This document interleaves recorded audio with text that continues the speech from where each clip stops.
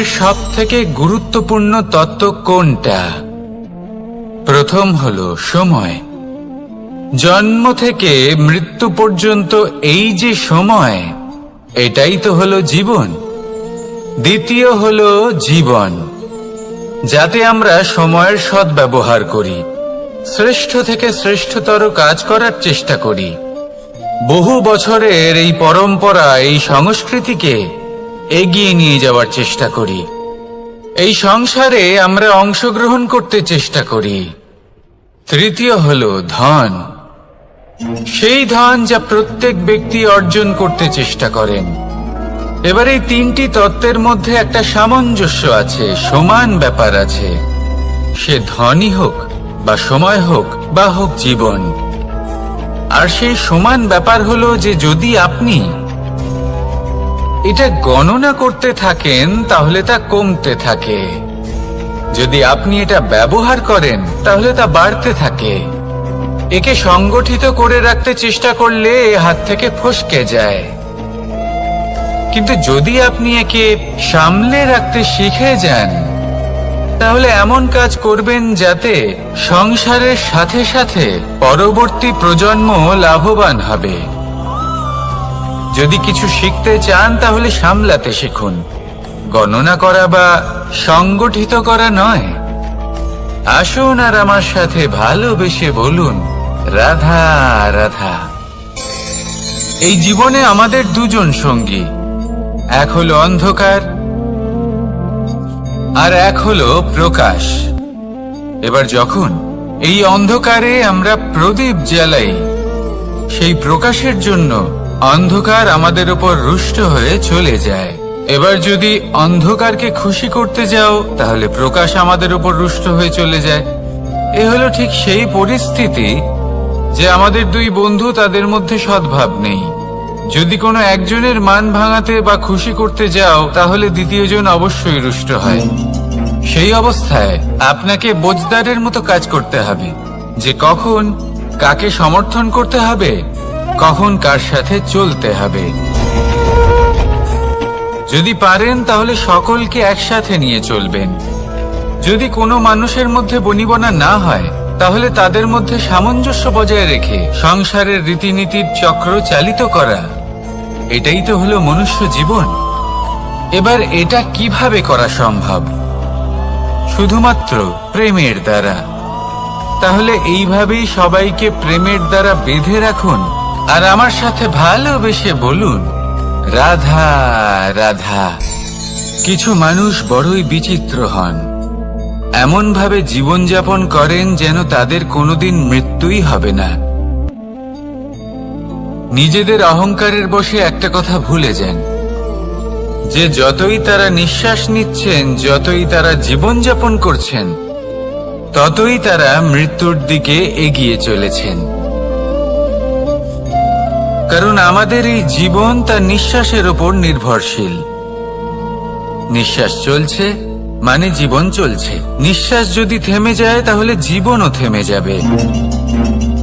আমাদের জীবনের প্রদীপ যে কোনো মুহূর্তে নিভে যেতে পারে, আর কত সময় বাকি রয়েছে সেই বিষয়ে আমাদের কোনো ধারণাই নেই।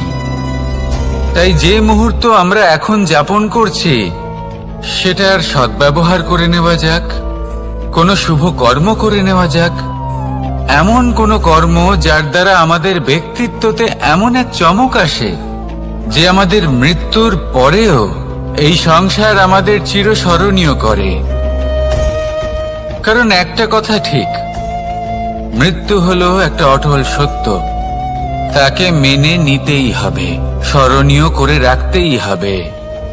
যে সময় আছে তার সদ্ব্যবহার করুন আর আমার সাথে ভালোবেসে বলুন, রাধা রাধা। এই সংসারের সবথেকে বড় সুখ কি? কেউ বলবেন নিজের লক্ষ্য প্রাপ্ত করা, কেউ বলবেন ধন উপার্জন করা, কেউ বলবেন নিদ্রাই সবথেকে বড় সুখ, কেউ বলবেন রাজ্য লাভ করা, আবার কেউ বলবেন মাতার হাত থেকে খাবার খাওয়া, আদি ইত্যাদি। কিন্তু যদি সত্যি কথা বলি, এই সংসারের সবথেকে বড় সুখ হলো সেবা করা। কখনো কাউকে সেবা করে দেখুন। এই সেবা দ্বারা অন্য কোনো মানুষের আশীর্বাদ লাভ করাতেই সুখ রয়েছে। আপনার সেবা ভাব দ্বারা যখন কোনো মানুষ নিজের অন্তরাত্মা থেকে আপনাকে আশীর্বাদ করে, তার থেকে বড় সুখ আর কিছুই নেই। কারণ প্রত্যেক মানুষের মধ্যে ঈশ্বর বাস করেন। নরের সেবাই হলো নারায়ণের সেবা। নিষ্কাম সেবা করাই হলো সব থেকে বড় সুখ। তাই নিজের অন্তরে সেবার এই ভাব জাগ্রত করুন। যে সুখের কথা আমি বলছি, সেই সুখ অনুভব করেই দেখুন। এই মন সুপ্রসন্ন হয়ে বলবে, রাধা রাধা। মানুষের এই জীবন, মানুষ জন্ম নেয়, একটা নির্দিষ্ট সময়ের পরে এই সংসার ত্যাগ করে চলেও যায়। এবার শুধু এটাই আবশ্যক নয় যে এই জীবনকালকে আপনি যাপন করবেন, শুধু এটাই গুরুত্বপূর্ণ নয়। আবশ্যক এবং গুরুত্বপূর্ণ হলো এটা যে এই জীবনকালে আপনি এমন কিছু করেন যাতে এই সংসারের মঙ্গল হয়, যাতে এই সংসার আপনাকে মনে রাখে, আপনার থেকে প্রেরিত হয়, আপনার মতো হতে চায়। প্রত্যেক বছর আপনার জন্মতিথির অপেক্ষা করে, এমন ভাবে আপনার জন্মদিন পালন করে যাতে সেটা মহোৎসবের আকার ধারণ করে। এবার এই জন্মদিন এমনি এমনি মহোৎসবে পরিণত হয় না।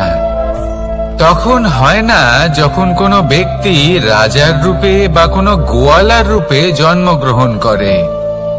তখন পরিণত হয় যখন একজন মানুষ জন্মগ্রহণের পরে এই সংসারকে কোনো শিক্ষা দিয়ে যান। কিভাবে একজন মানুষ গোয়ালা থেকে রাজা হতে পারে, কিভাবে একজন মানুষ অসত্য থেকে সত্যের পথে চলতে শুরু করেন, অধর্ম থেকে ধর্মের পথে চালিত হতে পারেন, কিভাবে অন্ধকার থেকে প্রকাশের দিকে যেতে পারেন, কিভাবে নিজের আত্মাকে পরমাত্মার সাথে মিলিত করতে পারেন। তা সে রামনবমী হোক বা জন্মাষ্টমী হোক, তাদের জীবনের সাথে জড়িত প্রত্যেক মুহূর্ত একটা পরবের আকার ধারণ করে। তাহলে আপনিও এইভাবে নিজের জীবন যাপন করতে থাকুন।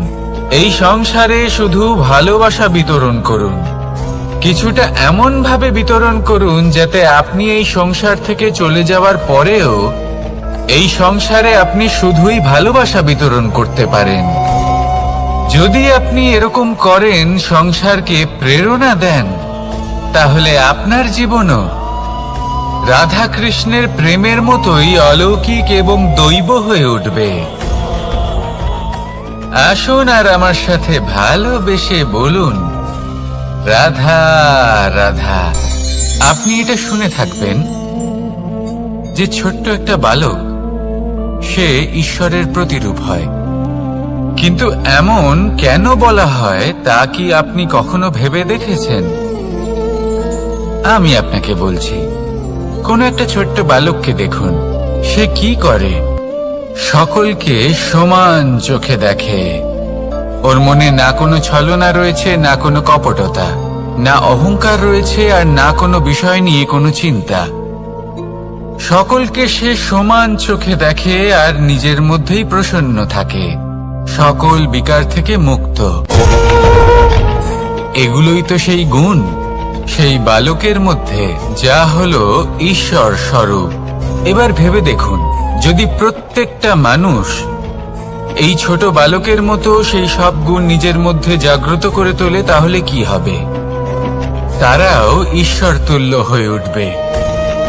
তাই আপনিও এটাই করুন, নিজের মনকে বিকার মুক্ত করুন সেই ছোট্ট বালকের মতো। মনের মধ্যে না কোনো চিন্তা রাখবেন, না মোহ, না ক্রোধ, না কোনো রকমের ছলনা বা কপটতা। সবাইকে সমান চোখে দেখুন আর নিজের মনেই প্রসন্ন থাকতে শিখুন। এই মন প্রেমময় হয়ে বলবে, রাধা রাধা। মানুষের জীবন বড়ই বিচিত্র হয়।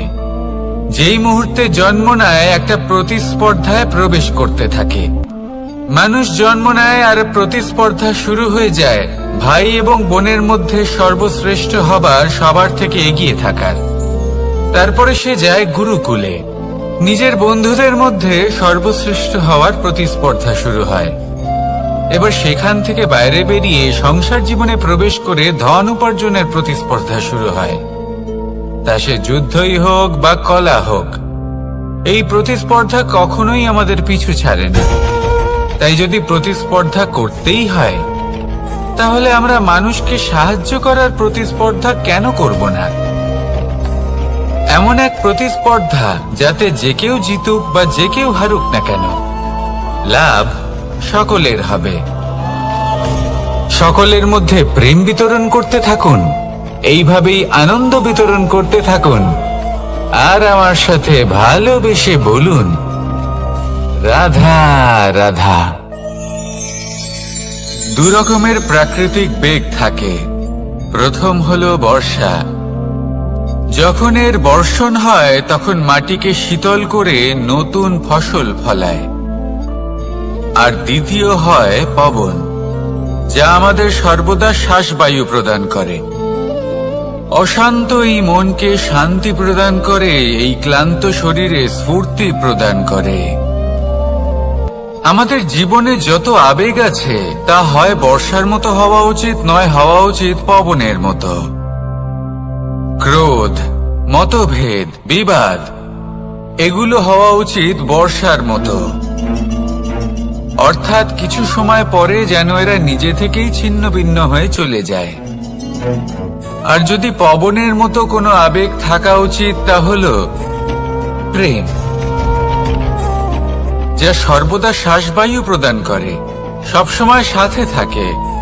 একে আমরা অনুভব করতে পারি না, কিন্তু এ আমাদের অনুভব করার জন্য প্রাণবায়ু প্রদান করে। আর যখন চক্রবাতের মতো সে ভয়ঙ্কর হয়ে ওঠে, তখন সমগ্র সংসার বদলে দেয়। এর সারমর্ম একটাই, শক্তি। মতভেদ, ক্রোধ, বিবাদের মধ্যে নেই। শক্তি যদি থাকে, তা আছে প্রেমের মধ্যে। তাই এই প্রেমকে মনের মধ্যে রাখুন আর আমার সাথে বলুন, রাধা রাধা। প্রত্যেকটা মানুষ আলাদা হয় আর অত্যন্ত বিশেষ হয়। প্রত্যেক মানুষ ভিন্ন ভিন্ন পরিবেশে পালিত হয়, বড় হয়। প্রত্যেকের নিজস্ব চিন্তা ভাবনা থাকে, নিজস্ব বিচারধারা থাকে। যখন অনেক ভিন্ন বিচারধারা একত্রিত হয়ে যায়, তখন শুরু হয় বিবাদ। এবার এই বিবাদের সময় আপনি দেখবেন, দুই ব্যক্তি যাদের মধ্যে এই বিবাদ হচ্ছে, সবসময় এটা প্রমাণ করতে চান যে তার সামনের ব্যক্তি এবং তার ভাবনা, তার বিচারধারা বা তার বক্তব্য হলো অনুচিত। এবার এটাই যদি প্রেমপূর্বক রূপে আপনি ভেবে দেখতে চেষ্টা করেন যে সামনের ব্যক্তিটির বক্তব্য, তার মানসিকতা আসলে কি, তাতে উচিত ঠিক কি, সেটা আমরা বুঝতে পারি। একদিকে হলো এই বিবাদ, যা আপনাকে সামনের ব্যক্তিটিকে অনুচিত প্রমাণ করতে বাধ্য করে। আর অন্যদিকে হলো প্রেম, যা সামনের ব্যক্তিটির যুক্তি বুঝতে সাহায্য করে, তাতে উচিত কি রয়েছে সেটা বুঝতে বাধ্য করে, তাকে মহান হয়ে ওঠার পথে অগ্রসর হতে বাধ্য করে। তাই এই বিবাদকে ত্যাগ করুন আর প্রেমকে আপন করে নিন, আর এই প্রেম ভাব নিয়ে বলুন, রাধা রাধা। এই সংসারে বড়ই বিচিত্র এক শব্দ আছে, মূল্য। এর প্রয়োগ আমরা জীবনেও করে থাকি, আবার ব্যবসাতেও করে থাকি।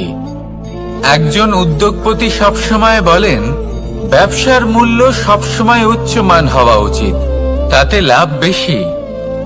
অন্যদিকে আরেকজন ব্যক্তি যিনি পরোপকারী, যিনি ঈশ্বরের দর্শনের অভিলাষী, তিনি বলেন জীবনের মূল্য সব থেকে উচ্চমান হওয়া উচিত। অনেক সময় মানুষ কি করে থাকেন, ব্যবসার এই মূল্য তা উচ্চতার শিখরে পৌঁছনোর লোভে জীবনের মূল্য নামিয়ে ফেলেন, যেখানে এই সমগ্র সংসার প্রেমের দ্বারা চালিত হয়। প্রেমই হলো এই সংসারের আধার। এবার যদি আপনি প্রেম করতে শিখে যান, তাহলে ব্যবসাতে নিশ্চিত রূপে লাভের সাথে সাথে কীর্তি এবং যশ লাভও করতে পারবেন। তা আমি নিশ্চিত রূপে বলতে পারি, কারণ ব্যবসাতে ওঠা নামা এসব চলতেই থাকে। জীবনকে আপনি যদি একবার উচ্চতায় নিয়ে যেতে পারেন, তাহলে তা কখনোই নামবে না। আসুন আর আমার সাথে ভালোবেসে বলুন, রাধা রাধা। যা বাধা দেয় তা হলো অবরোধ, যা এগিয়ে নিয়ে যায় তা হলো বিকাশ, আর যা ভাগ করে দেয় তা হলো গুণ। আপনি সবাইকে আনন্দ দিন, তার বদলে আপনিও আনন্দ পাবেন। আপনি সবার মধ্যে প্রেম ছড়ান, আপনিও তার বদলে প্রেমই পাবেন। এই দেখুন না, মেঘেদের দেখুন। এই যে মেঘ, এই মেঘের গুণ এইটা নয় যে এরা জল সংগ্রহ করে রাখে। এদের গুণ হলো এটাই যে এই মেঘ সকলের মধ্যে জল ভাগ করে দেয়। ধরিত্রীর এবং জগতের তৃষ্ণা নিবারণ হয়। সূর্য, সূর্যের গুণ এইটা নয় যে সে সব থেকে বেশি তেজস্বী। তার গুণ হলো এটাই যে সে নিজের তেজ সবার মধ্যে ভাগ করে দিতে পারে। ঠিক সেইভাবেই জীবনে আনন্দ, উল্লাস, প্রেম এই সব কিছুই ভাগ করে নিতে শিখুন। এটাই হলো একটা গুণ, আর তার বদলে আপনি দ্বিগুণ আনন্দ, দ্বিগুণ উল্লাস, দ্বিগুণ প্রেম অবশ্যই পাবেন। যদি আপনি এই সবকিছু নিজের কাছেই জমিয়ে রাখেন, তাহলে আপনি নিজের বিকাশে নিজেই বাধা দেবেন। আসুন আর আমার সাথে ভালোবেসে বলুন, রাধা রাধা। আপনি কখনো মাখনের হাঁড়ি ভেঙেছেন? কত আনন্দ পাওয়া যায়। এই মাখনের হাঁড়ি ভাঙলে পুরো মাখন আমাদের গায়ে এসে পড়ে আর মন উচ্ছ্বসিত হয়ে ওঠে। কিন্তু তার জন্য বালগোপালদের কত চেষ্টা করতে হয় সেটা কখনো ভেবে দেখেছেন? প্রথমে বড়ই পরিশ্রম করে একের উপর এক সাবধানে ওপরে চড়তে হয়, তারপরে ভারসাম্য বজায় রাখতে হয়, পড়ে গেলে হবে না।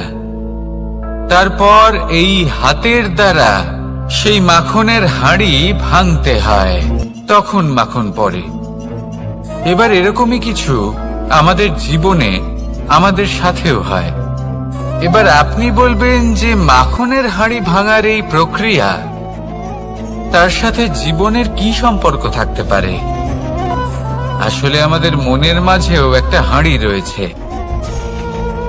অহংকারের হাঁড়ি। আর এই অহংকারের হাঁড়ি যখন ভেঙে যায়, তখন প্রসন্ন হবার আনন্দ চতুর্দিকে ছড়িয়ে পড়ে। এই মন, এই আত্মা, এই দুই প্রসন্ন হয়ে যায়।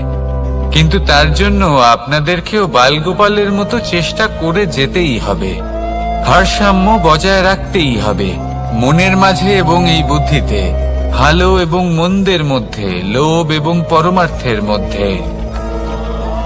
আর তারপর নিজে হাতে অহংকারের এই হাঁড়ি ভেঙে দিতে হয়।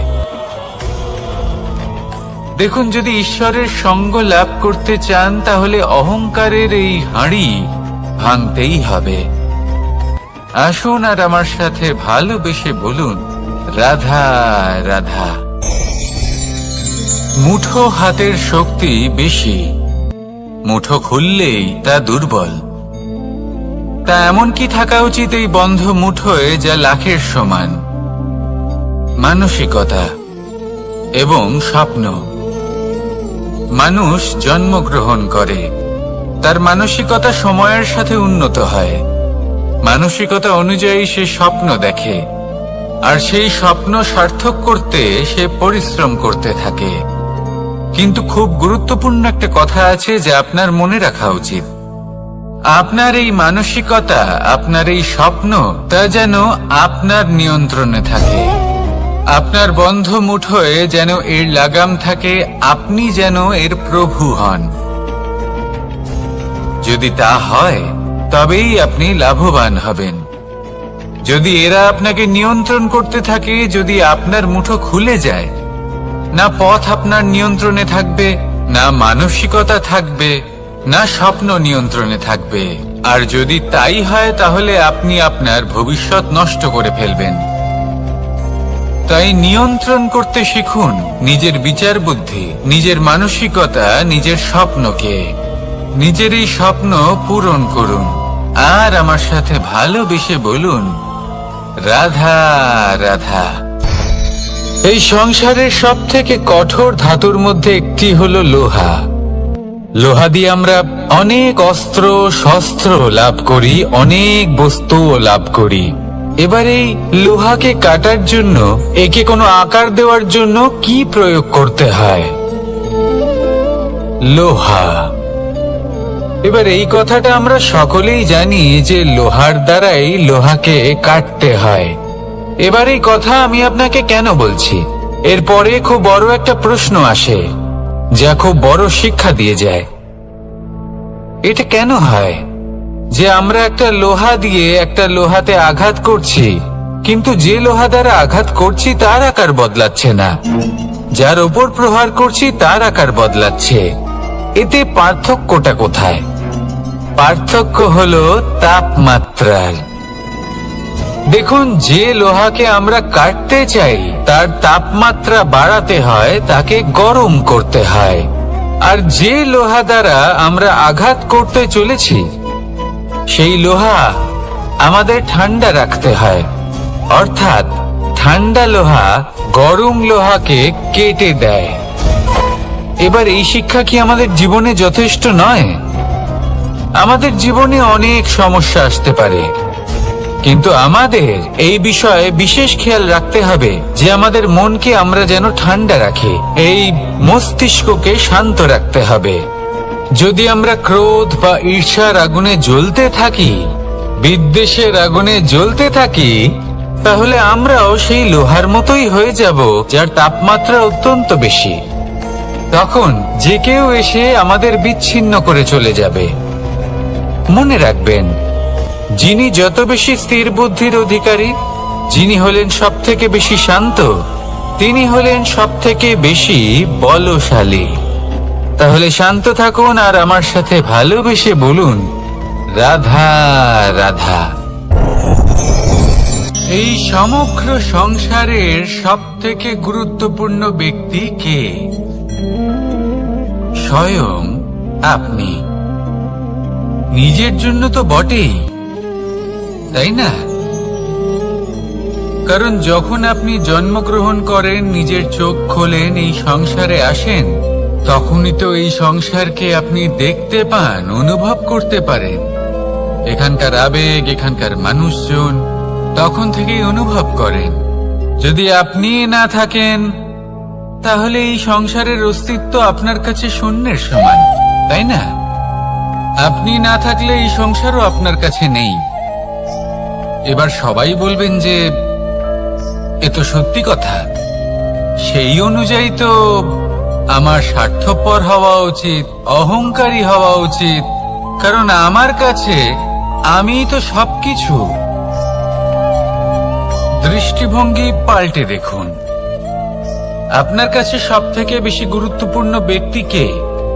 আপনি নিজেই। সেই মানুষটি কেমন হওয়া উচিত একটু ভেবে দেখুন। সব সময় সকলকে সাহায্য করুন, একসাথে মিলে পরিশ্রম করুন, সাহায্য করুন অন্যদেরকে। এটা অতি আবশ্যক। এবং তার থেকেও বেশি গুরুত্বপূর্ণ হলো এটাই যে আপনার মনে যেন কখনো এই বিষয়ে ভয় না থাকে যে আমি আমার প্রিয়জনদের, আমার কাছের মানুষগুলিকে হারিয়ে ফেলব। এই ভয় কখনোই মনের মধ্যে থাকা উচিত নয়। যদি ভয় থাকে তাহলে থাকুক এই বিষয়ে যে সকল মানুষ আমার জীবন থেকে, আমার থেকে দূরে চলে যাচ্ছেন, তাদের বাধা দিতে দিতে আমি যেন নিজেকেই না হারিয়ে ফেলি। নিজের অস্তিত্বকেই না হারিয়ে ফেলি, নিজের ব্যক্তিত্বকে, নিজের বিচারধারাকে, নিজের করুণার শক্তি না হারাই, তাহলে এই ভয় ত্যাগ করুন আর আমার সাথে ভালোবেসে বলুন, রাধা রাধা। মানুষের দুটো রূপ রয়েছে। এক, আমাদের এই মুখ, যা শুধুই চোখে দেখা যায়, আর দ্বিতীয়, আমাদের এই মন, যা শুধুমাত্র অন্তরাত্মা দ্বারা দেখা যায়। এবার আমাদের এই মুখ, তা ঈশ্বর সকলকেই আগে থেকেই প্রদান করেছেন, কিন্তু এই মন কেমন হবে তা আমাদের জীবনের অনুভূতি এবং আমাদের জীবনের লক্ষ্য এগুলি সুনিশ্চিত করে। অর্থাৎ নেত্র দিয়ে দেখা যায় আমাদের এই মুখ, তা শুধুই এই কারণে প্রয়োজন যাতে সংসার আমাদের দেখতে পায়, আমাদের চিনতে পারে। কিন্তু যদি এই সংসারে আপনি প্রকৃত অর্থে মান সম্মান লাভ করতে চান, তাহলে নিজের অন্তরাত্মাকে আপনাকে বিকশিত করতেই হবে। দেখুন, কথায় আছে এই যে অসুর, তা শারীরিকভাবে উপস্থিত নয়, তা মনের মধ্যে থাকে। যদি এই মন থেকে অসুরকে বের করে দেওয়া যায়, তাহলে শরীরে তা উপস্থিত থাকবেই না। তাই মনকে শুদ্ধ করুন আর আমার সাথে ভালোবেসে বলুন, রাধা রাধা। প্রয়াস, পরিশ্রম, এই শব্দগুলি শুনতে হয়তো ছোট মনে হয়, কিন্তু এর মূল্য অনেকটাই অধিক। এবার প্রয়াসও কিন্তু দুই ধরনের হয়। একটা প্রয়াস তাই যা আমরা নিজের মন থেকে, অন্তর থেকে সমগ্র শক্তি দিয়ে করার চেষ্টা করি। এবারে এই প্রয়াস প্রচেষ্টার নামান্তর। কিছু প্রয়াস এমনও হয় যেমন দ্রুতক্রীড়া খেলা। মানুষ বলেন, আজ একটু প্রয়াস করি, একটু দ্রুতক্রীড়া খেলেই দেখি, যদি বিজয়ী হই তবে ভালো ব্যাপার, যদি না হই তবে আর কখনো খেলবো না। এটাও কিন্তু প্রয়াস, কিন্তু এই প্রয়াস পরিশ্রম নয়। পাণ্ডবদের দেখুন, ওনারা যখন পরিশ্রম করেছিলেন, তখন খাণ্ডবপ্রস্থকেও ইন্দ্রপ্রস্থ বানিয়েছিলেন। দ্রুতক্রীড়া খেললেন, সেই মুহূর্তেই ইন্দ্রপ্রস্থ হারিয়ে ফেললেন। পরিশ্রম করলেন, সগৌরবের রাজা হলেন। দ্রুতক্রীড়া খেললেন, তখন এক মুহূর্তে রাজা থেকে নিঃস্ব হয়ে গেলেন। সারমর্ম এটাই যে দ্রুতক্রীড়া কখনো কখনো আপনার মিত্র হতে পারে, কখনো সে আপনাকে বিজয়ী করতে পারে, কিন্তু প্রয়াস এবং পরিশ্রম যখন একসাথে মিলিত হয়, তখন তা সর্বদাই আপনার সাথে থাকে। প্রয়াস করতে থাকুন, পরিশ্রম করতে থাকুন, আর আমার সাথে ভালোবেসে বলুন, রাধা রাধা। মানুষ কখনো কখনো সময়কে নিয়ন্ত্রণ করতে চেষ্টা করে, কখনো কখনো সময়ের গুরুত্ব বুঝতে পারে না। এটা ভাবে যে এই কিছু মুহূর্ত কেটে যাক, একে অতিবাহিত করি, তাহলে কি বা হবে, কয়েকটা মুহূর্ত মাত্র। কিন্তু তা নয়। আজকের একটা মুহূর্ত ভবিষ্যতের অনেক বড় পরিবর্তনের ভিত হতে পারে। আজকের একটা মুহূর্ত আপনার ভবিষ্যৎকে উজ্জ্বল করে তুলতে পারে। সেই জন্য ছোট ছোট মুহূর্তগুলিকে অদেখা করবেন না। সময়কে কাজে লাগান, পূর্ণরূপে কাজে লাগান। এবার যদি আপনি কাউকে সাহায্য করতে চান আর সেই কারণেই যদি থেমে থাকেন, তাহলে ঠিক আছে, কারণ আপনি কাউকে সাহায্য করে তার জীবনকে আরো ভালো করে তুলতে চাইছেন, আরো শ্রেষ্ঠ করতে চাইছেন। এই পুণ্য, এই কর্ম ফিরে আপনার কাছেই আসবে আর আপনার জীবনকে শুভ করে তুলবে। কিন্তু যদি আপনি আলস্যের কারণে থেমে থাকেন এবং কিছুই না করেন, সময় নষ্ট করেন, তাহলে কিন্তু একটাই ঘটনা ঘটবে, আপনার ভবিষ্যৎ বিপদগ্রস্ত হয়ে পড়বে, আর কিছুই নয়। সেই জন্য এটা বোঝা প্রয়োজন যে কখন থামতে হবে এবং কেন থামতে হবে। যদি আপনার থামার কারণ এবং সময় অনুচিত হয়ে থাকে, তাহলে আপনার ভবিষ্যৎ কখনোই উচিত হতে পারে না।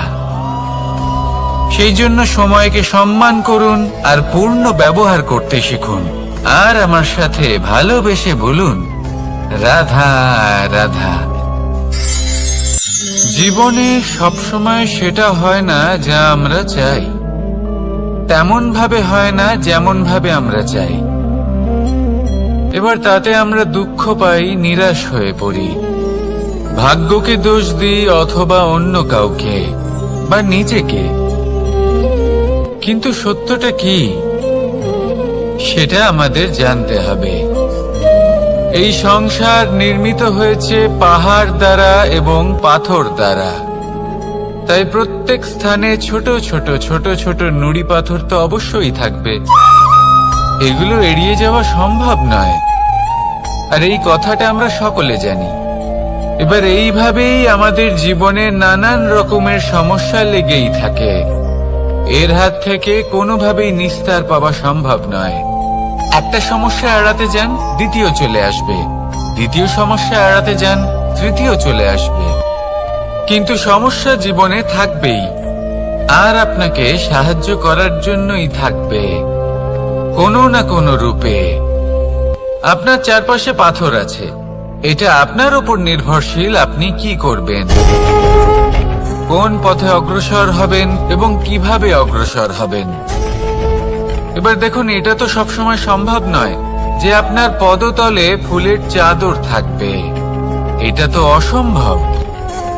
সেই জন্য উচিত এটাই হবে যে আপনি পাদুকা পরিধান করে জীবনে অগ্রসর হন। এর সারমর্ম এটাই, যখনই জীবনে সমস্যা আসবে দৃঢ় হয়ে সম্মুখীন হন এবং এটা বোঝার চেষ্টা করুন যে এই সমস্যা জীবনে কেন এলো, কি শিক্ষা দিয়ে গেল। আপনার মধ্যে দোষ অবশ্যই থাকবে, তাকে গুণে পরিবর্তিত করুন। এই জীবন আরো বেশি সহজ সরল হবে এবং প্রসন্ন হয়ে বলবে, রাধা রাধা। অনেক মানুষ আমাকে এসে বলেন যে কানাই, তোমার কথাগুলি তো আর কি বা বলি, তোমার কথা কি থেকে কি করে ফেলতে পারে, অসম্ভবকে সম্ভব করে ফেলতে পারে। এত শক্তি তোমার কথাতেই রয়েছে, তো অন্য কিছু করার কোনো প্রয়োজনই কোথায়? এবার ওনারা এই কথাটা বুঝতে পারেন না যে জ্ঞান শুধুমাত্র শব্দের সমন্বয় মাত্র। কিন্তু এর অর্থ কি সেটা জানার জন্য অনুভব করা প্রয়োজনীয়, সেই পথে চলা প্রয়োজনীয়। এই অভিজ্ঞতাই আপনাকে অর্থ বুঝিয়ে দেবে। ঠিক যেমন তুমি কর্ম করতে থাকো, ফলের চিন্তা করো না, এটা শুধুই শব্দ। এর সারমর্মটা কি, এর অর্থ কি সেটা বোঝার জন্য সেই পথে আপনাকে অগ্রসর হতেই হবে, সেটা যাপন করতে হবে, কর্ম করতে হবে নিরন্তর। এটা ভাবলে হবে না যে আমি কি আমার কর্মের ফল আদৌ পাবো কিনা। তবেই আপনি এই কথার অর্থ বুঝতে পারবেন। কখনো ভেবে দেখবেন, আমাদের বাড়িতে যারা জ্যেষ্ঠ আছেন, বড় আছেন, আমরা তাদের পুজো করি, তাদের সেবা করি, আমরা তাদের চরণ স্পর্শ করি। কেন? কারণ ওনাদের কাছে আমাদের থেকে অনেক বেশি জীবনের অভিজ্ঞতা থাকে। জীবনে শুধুমাত্র জ্ঞান শোনাটা প্রয়োজনীয় নয়, তা বুঝতে পারা প্রয়োজনীয়। তা যদি যাপন করেন তবেই অভিজ্ঞতা হবে, তবেই প্রকৃত অর্থ বুঝতে পারবেন। তাহলে জ্ঞান শুধু শুনবেন না, বুঝুন, তাকে আচরণে আনুন এবং আমার সাথে ভালোবেসে বলুন, রাধা রাধা। এই সংসারের সব থেকে গুরুত্বপূর্ণ তত্ত্ব কোনটা? প্রথম হলো সময়। জন্ম থেকে মৃত্যু পর্যন্ত এই যে সময়, এটাই তো হলো জীবন। দ্বিতীয় হলো জীবন, যাতে আমরা সময়ের সদ্ব্যবহার করি, শ্রেষ্ঠ থেকে শ্রেষ্ঠতর কাজ করার চেষ্টা করি। বহু বছরের এই পরম্পরা, এই সংস্কৃতিকে এগিয়ে নিয়ে যাওয়ার চেষ্টা করি। এই সংসারে আমরা অংশগ্রহণ করতে চেষ্টা করি। তৃতীয় হলো ধন, সেই ধন যা প্রত্যেক ব্যক্তি অর্জন করতে চেষ্টা করেন। এবার এই তিনটি তত্ত্বের মধ্যে একটা সামঞ্জস্য আছে, সমান ব্যাপার আছে। সে ধনই হোক বা সময় হোক বা হোক জীবন। আর সেই সমান ব্যাপার হলো যে যদি আপনি এটা গণনা করতে থাকেন তাহলে তা কমতে থাকে, যদি আপনি এটা ব্যবহার করেন তাহলে তা বাড়তে থাকে। একে সংগঠিত করে রাখতে চেষ্টা করলে এ হাত থেকে ফসকে যায়, কিন্তু যদি আপনি একে সামলে রাখতে শিখে যান তাহলে এমন কাজ করবেন যাতে সংসারের সাথে সাথে পরবর্তী প্রজন্ম লাভবান হবে। যদি কিছু শিখতে চান তাহলে সামলাতে শিখুন, গণনা করা বা সংগঠিত করা নয়। আসুন আর আমার সাথে ভালোবেসে বলুন, রাধা রাধা। এই জীবনে আমাদের দুজন সঙ্গী, এক হলো অন্ধকার আর এক হলো প্রকাশ। এবার যখন এই অন্ধকারে আমরা প্রদীপ জ্বালাই, সেই প্রকাশের জন্য অন্ধকার আমাদের উপর রুষ্ট হয়ে চলে যায়। এবার যদি অন্ধকারকে খুশি করতে যাও তাহলে প্রকাশ আমাদের উপর রুষ্ট হয়ে চলে যায়। এ হলো ঠিক সেই পরিস্থিতি যে আমাদের দুই বন্ধু, তাদের মধ্যে সদ্ভাব নেই। যদি কোনো একজনের মান ভাঙাতে বা খুশি করতে যাও তাহলে দ্বিতীয়জন অবশ্যই রুষ্ট হয়। সেই অবস্থায় আপনাকে বোঝদারের মতো কাজ করতে হবে যে কখন কাকে সমর্থন করতে হবে, কখন কার সাথে চলতে হবে। যদি পারেন তাহলে সকলকে একসাথে নিয়ে চলবেন। যদি কোনো মানুষের মধ্যে বনিবনা না হয় তাহলে তাদের মধ্যে সামঞ্জস্য বজায় রেখে সংসারের রীতিনীতির চক্র চালিত করা, এটাই তো হলো মনুষ্য জীবন। এবার এটা কিভাবে করা সম্ভব? শুধুমাত্র প্রেমের দ্বারা। তাহলে এইভাবেই সবাইকে প্রেমের দ্বারা বেঁধে রাখুন আর আমার সাথে ভালোবেসে বলুন, রাধা রাধা। কিছু মানুষ বড়ই বিচিত্র হন, এমন ভাবে জীবনযাপন করেন যেন তাদের কোনোদিন মৃত্যুই হবে না। নিজেদের অহংকারের বশে একটা কথা ভুলে যান যে যতই তারা নিঃশ্বাস নিচ্ছেন, যতই তারা জীবনযাপন করছেন, ততই তারা মৃত্যুর দিকে এগিয়ে চলেছেন। কারণ আমাদের এই জীবন তার নিঃশ্বাসের উপর নির্ভরশীল। নিঃশ্বাস চলছে মানে জীবন চলছে। নিঃশ্বাস যদি থেমে যায় তাহলে জীবনও থেমে যাবে।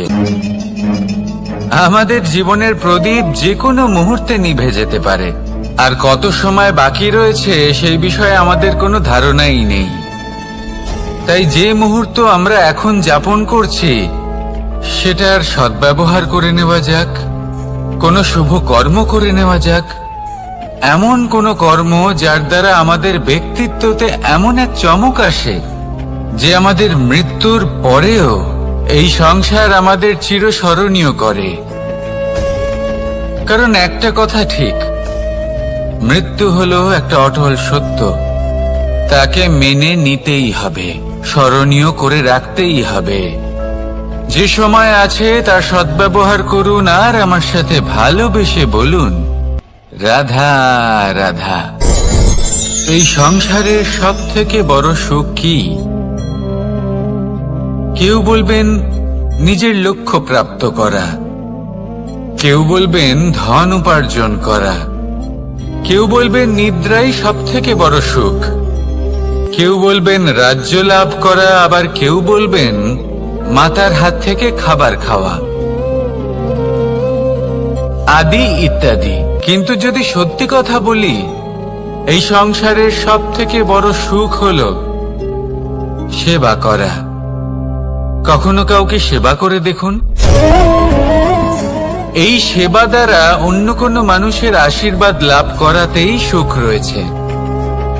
আপনার সেবা ভাব দ্বারা যখন কোনো মানুষ নিজের অন্তরাত্মা থেকে আপনাকে আশীর্বাদ করে, তার থেকে বড় সুখ আর কিছুই নেই। কারণ প্রত্যেক মানুষের মধ্যে ঈশ্বর বাস করেন। নরের সেবাই হলো নারায়ণের সেবা। নিষ্কাম সেবা করাই হলো সব থেকে বড় সুখ। তাই নিজের অন্তরে সেবার এই ভাব জাগ্রত করুন। যে সুখের কথা আমি বলছি, সেই সুখ অনুভব করেই দেখুন। এই মন সুপ্রসন্ন হয়ে বলবে, রাধা রাধা। মানুষ অসুস্থ কেন হন? শারীরিক দুর্বলতার কারণে?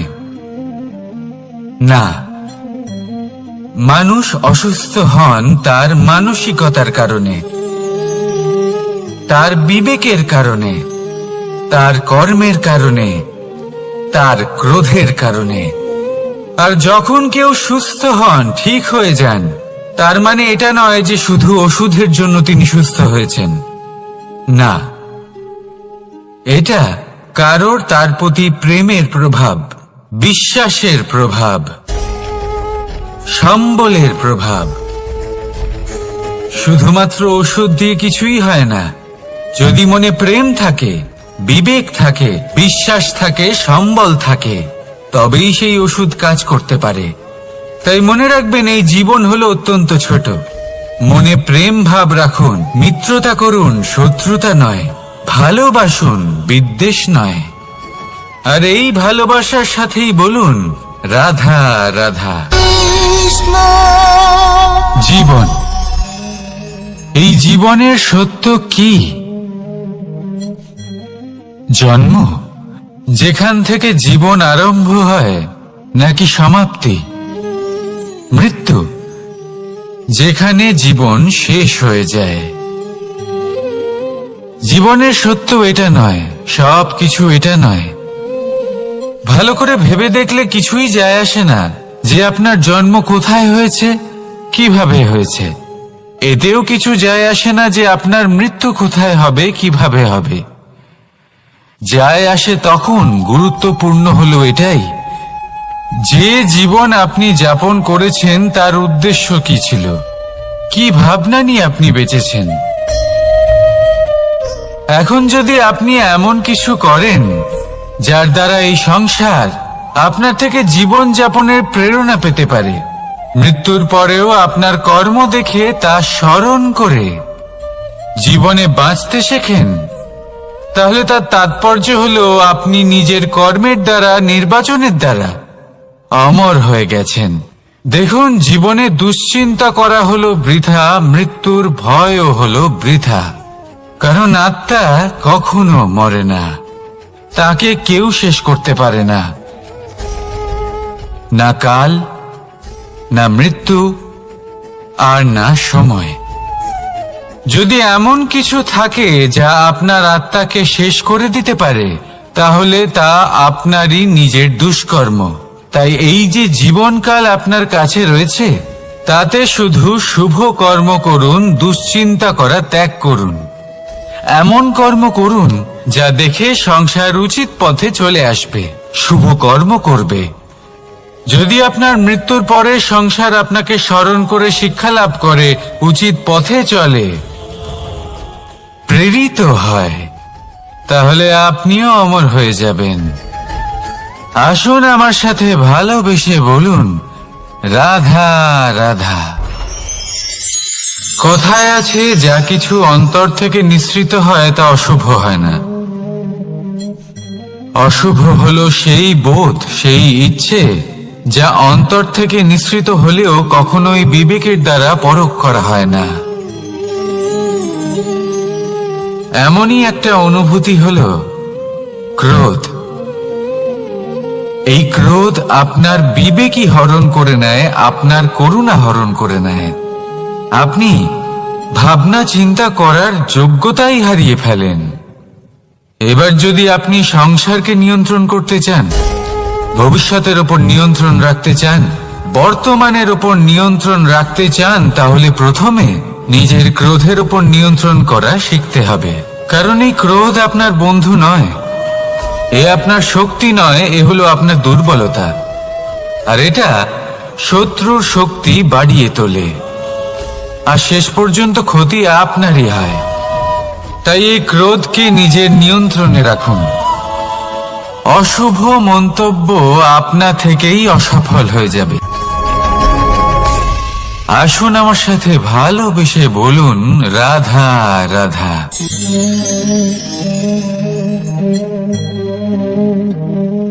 প্রশান্তি জড়িত নিদ্রা মানুষের জীবনের একটা অত্যন্ত গুরুত্বপূর্ণ সুখ এবং প্রয়োজনীয়তাও। দেখতে গেলে এই সংসারের প্রত্যেক পশু পাখি, প্রত্যেক জীব অবশ্যই নিদ্রা প্রাপ্ত করেন, কিন্তু মানুষ, যার মধ্যে বিচার বিবেচনা করার শক্তি অন্যদের থেকে অনেক বেশি, তার কিন্তু ঘুমের কিছু সমস্যা অবশ্যই হয়। কি বলেন? তাই তো। এবার এর কারণ কি? চিন্তা। এবার চিন্তা আমাদের সবার জীবনে আছে। আমরা সকলে জানি যে চিন্তা কখনো আমাদের সাহায্য করে না, তাও আমাদের জীবনে আছে। কেন? চিন্তার মাধ্যমে কি কখনো কোনো সমস্যার সমাধান হয়েছে? অর্থের চিন্তা করলে কি অর্থ লাভ হয়? ভবিষ্যতের চিন্তা করলে কি ভবিষ্যৎ ঠিক হয়ে যায়? স্বাস্থ্যের চিন্তা করলে কি স্বাস্থ্য নিজে থেকেই ঠিক হয়? হয় না। তাহলে এই সব কিছু থেকে আমাদের একটা ছোট্ট শিক্ষা অবশ্যই লাভ করা উচিত। আপনিও আপনার কাঁধ থেকে চিন্তার এই বোঝা নামিয়ে ফেলুন। আর ইচ্ছে, এই সব ইচ্ছে একত্রিত হয়ে আমাদের মনে চিন্তা উৎপন্ন করে। তাই এই চিন্তাগুলিকে ত্যাগ করুন। প্রকৃতির প্রেমের উপর বিশ্বাস রাখুন। মনে রাখবেন, যিনি চিন্তা মুক্ত হবেন তিনি চিতা মুক্ত হবেন। সুখের নিদ্রা প্রাপ্ত করুন, আর নিদ্রায় যাবার আগে আমার সাথে ভালোবেসে বলুন, রাধা রাধা। মহাদেব, সেই দেবতা যিনি মহান, যাকে দেবতাদের দেবতা বলা হয়, যিনি হলেন আমার আরাধ্য। কখনো আপনার মনে এই প্রশ্ন এসেছে যে শিবকেই কেন মহাদেব বলা হয়, অন্য কোনো দেবতাকে কেন বলা হয় না? সেই কারণ মহাদেবের মধ্যে, ওনার মধ্যে এমন এক বিশেষ গুণ রয়েছে যা অন্য কারণ নেই। তা হলো নিঃস্বার্থ হয়ে মানুষের সেবা করা। যদি প্রয়োজন পড়ে, যদি সৃষ্টির পথে বিনাশের কালো মেঘ ছেয়ে থাকে, তখন নিজের প্রাণের চিন্তা না করে হলাহল পান করার জন্য প্রস্তুত থাকেন মহাদেব। আর এই অদ্বিতীয় ত্যাগের জন্যই শিবকে মহাদেব বলে ডাকা হয়। এবার যদি কোনো মানুষও নিঃস্বার্থ ভাবনার দ্বারা নিজেকে অর্পণ করে দেয় এই জগতের কল্যাণের জন্য, মানুষের সেবার জন্য, তাহলে তিনিও মহাপুরুষ, মহামানব হতে পারেন। যদি কেউ অভুক্ত থাকেন, তাহলে নিজের থালা থেকে অর্ধেক খাবার তাকে দিয়ে দিন। যদি কেউ অসুস্থ হন, তাহলে তাকে সেবা করার, চিকিৎসা করার চেষ্টা করুন। এই জীবন শুধু নিজের জন্য নয়, অন্যদের প্রতি, সমস্ত সংসারের প্রতি উৎসর্গ করুন। যদি এইসব মানুষ শিখে যান, তাহলে তিনি মহাদেবের পথে অগ্রসর হতে পারেন। যদি মানুষ নিঃস্বার্থ ভাবনার দ্বারা এই সংসারের সেবা করতে শিখে যান, তাহলে তিনি নিশ্চিত রূপে মহামানব অবশ্যই হতে পারবেন। আসুন আমার সাথে ভালোবেসে বলুন, রাধা রাধা। স্বর্ণ, হীরে, মুক্ত, মানিক, এই সব কিছুকে আগে পাথর বলা হতো। তাহলে এমন কি হলো যে এদের রত্ন বলা হয়? আর রত্ন তা বাস্তবে আসলে কি?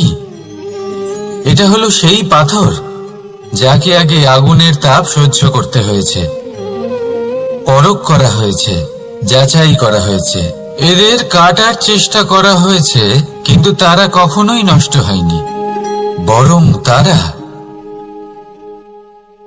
আরো উদ্ভাসিত হয়েছে, আরো উজ্জ্বল হয়েছে, এই সংসারে আরো প্রকাশ ছড়িয়ে দিয়েছে। সেই জন্য এরা হলো এত অমূল্য, সেই জন্য এরা হলো বহুমূল্য, সেই জন্য এদের রত্ন বলা হয়। এবার মানুষের কাছেও এই নির্বাচনের অধিকার রয়েছে যে আমরা শুধু পাথর হয়ে থাকব নাকি রত্ন হয়ে থাকব। কিভাবে? আমাদের জীবনেও অনেক সমস্যা রয়েছে, বাধা আছে, বিপত্তি আছে। আমরা সেই বাধার তাপে উত্তপ্ত হই, এই সমস্যা আমাদের কাটার চেষ্টা করে। অনেক মানুষ বিভিন্ন পরিস্থিতি আমাদের ভাঙার চেষ্টা করে, কিন্তু আমাদের নষ্ট হলে চলবে না। যেভাবে এই রত্ন সমস্যার সম্মুখীন হয়ে পাথর থেকে রত্ন হয়েছে, সেইভাবেই আমাদেরও আমাদের সমস্যার সম্মুখীন হয়ে রত্ন হয়ে উঠতে হবে। এই সংসারে প্রকাশের স্রোত হয়ে উঠতে হবে। তাহলে এটাই করুন আর আমার সাথে ভালোবেসে বলুন, রাধা রাধা। সংসারে সব থেকে বড় শক্তি আসলে কি? কেউ বলবেন শারীরিক শক্তি, কেউ বলবেন অস্ত্রের শক্তি, কেউ বলবেন জ্ঞানের শক্তি।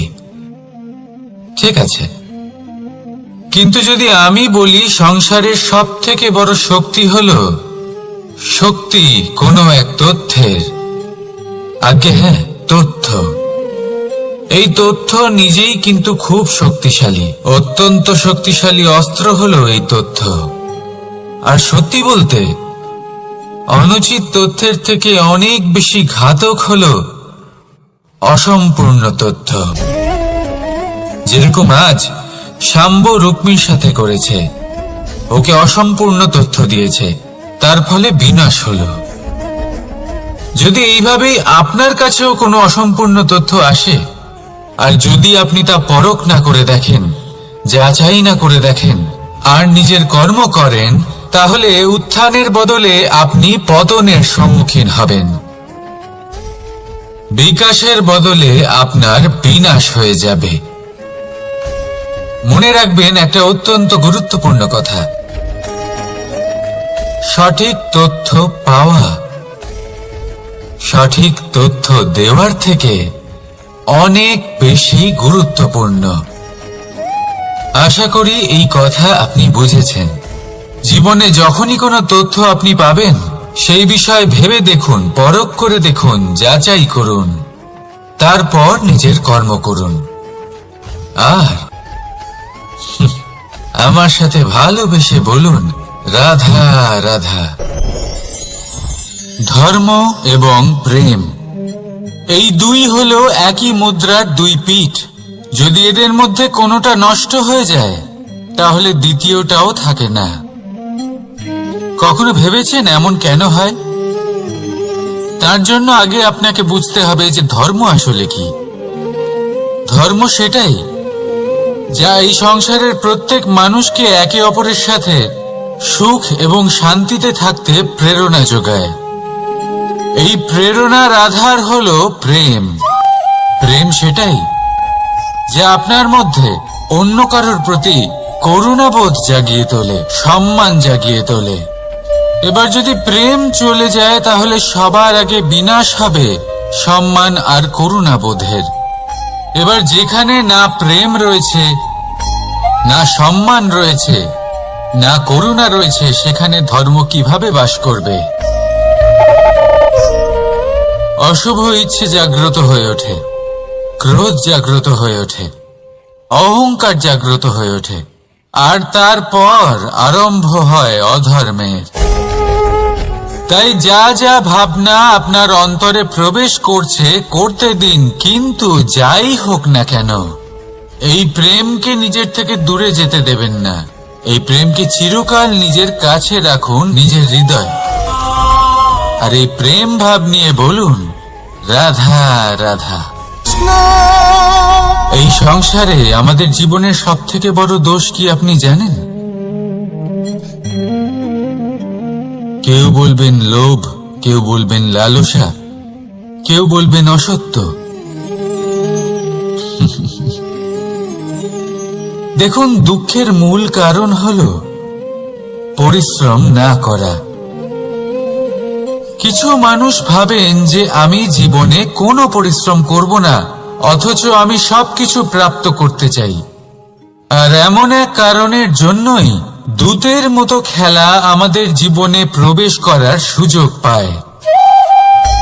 দূত, এই দূত আসলে কি?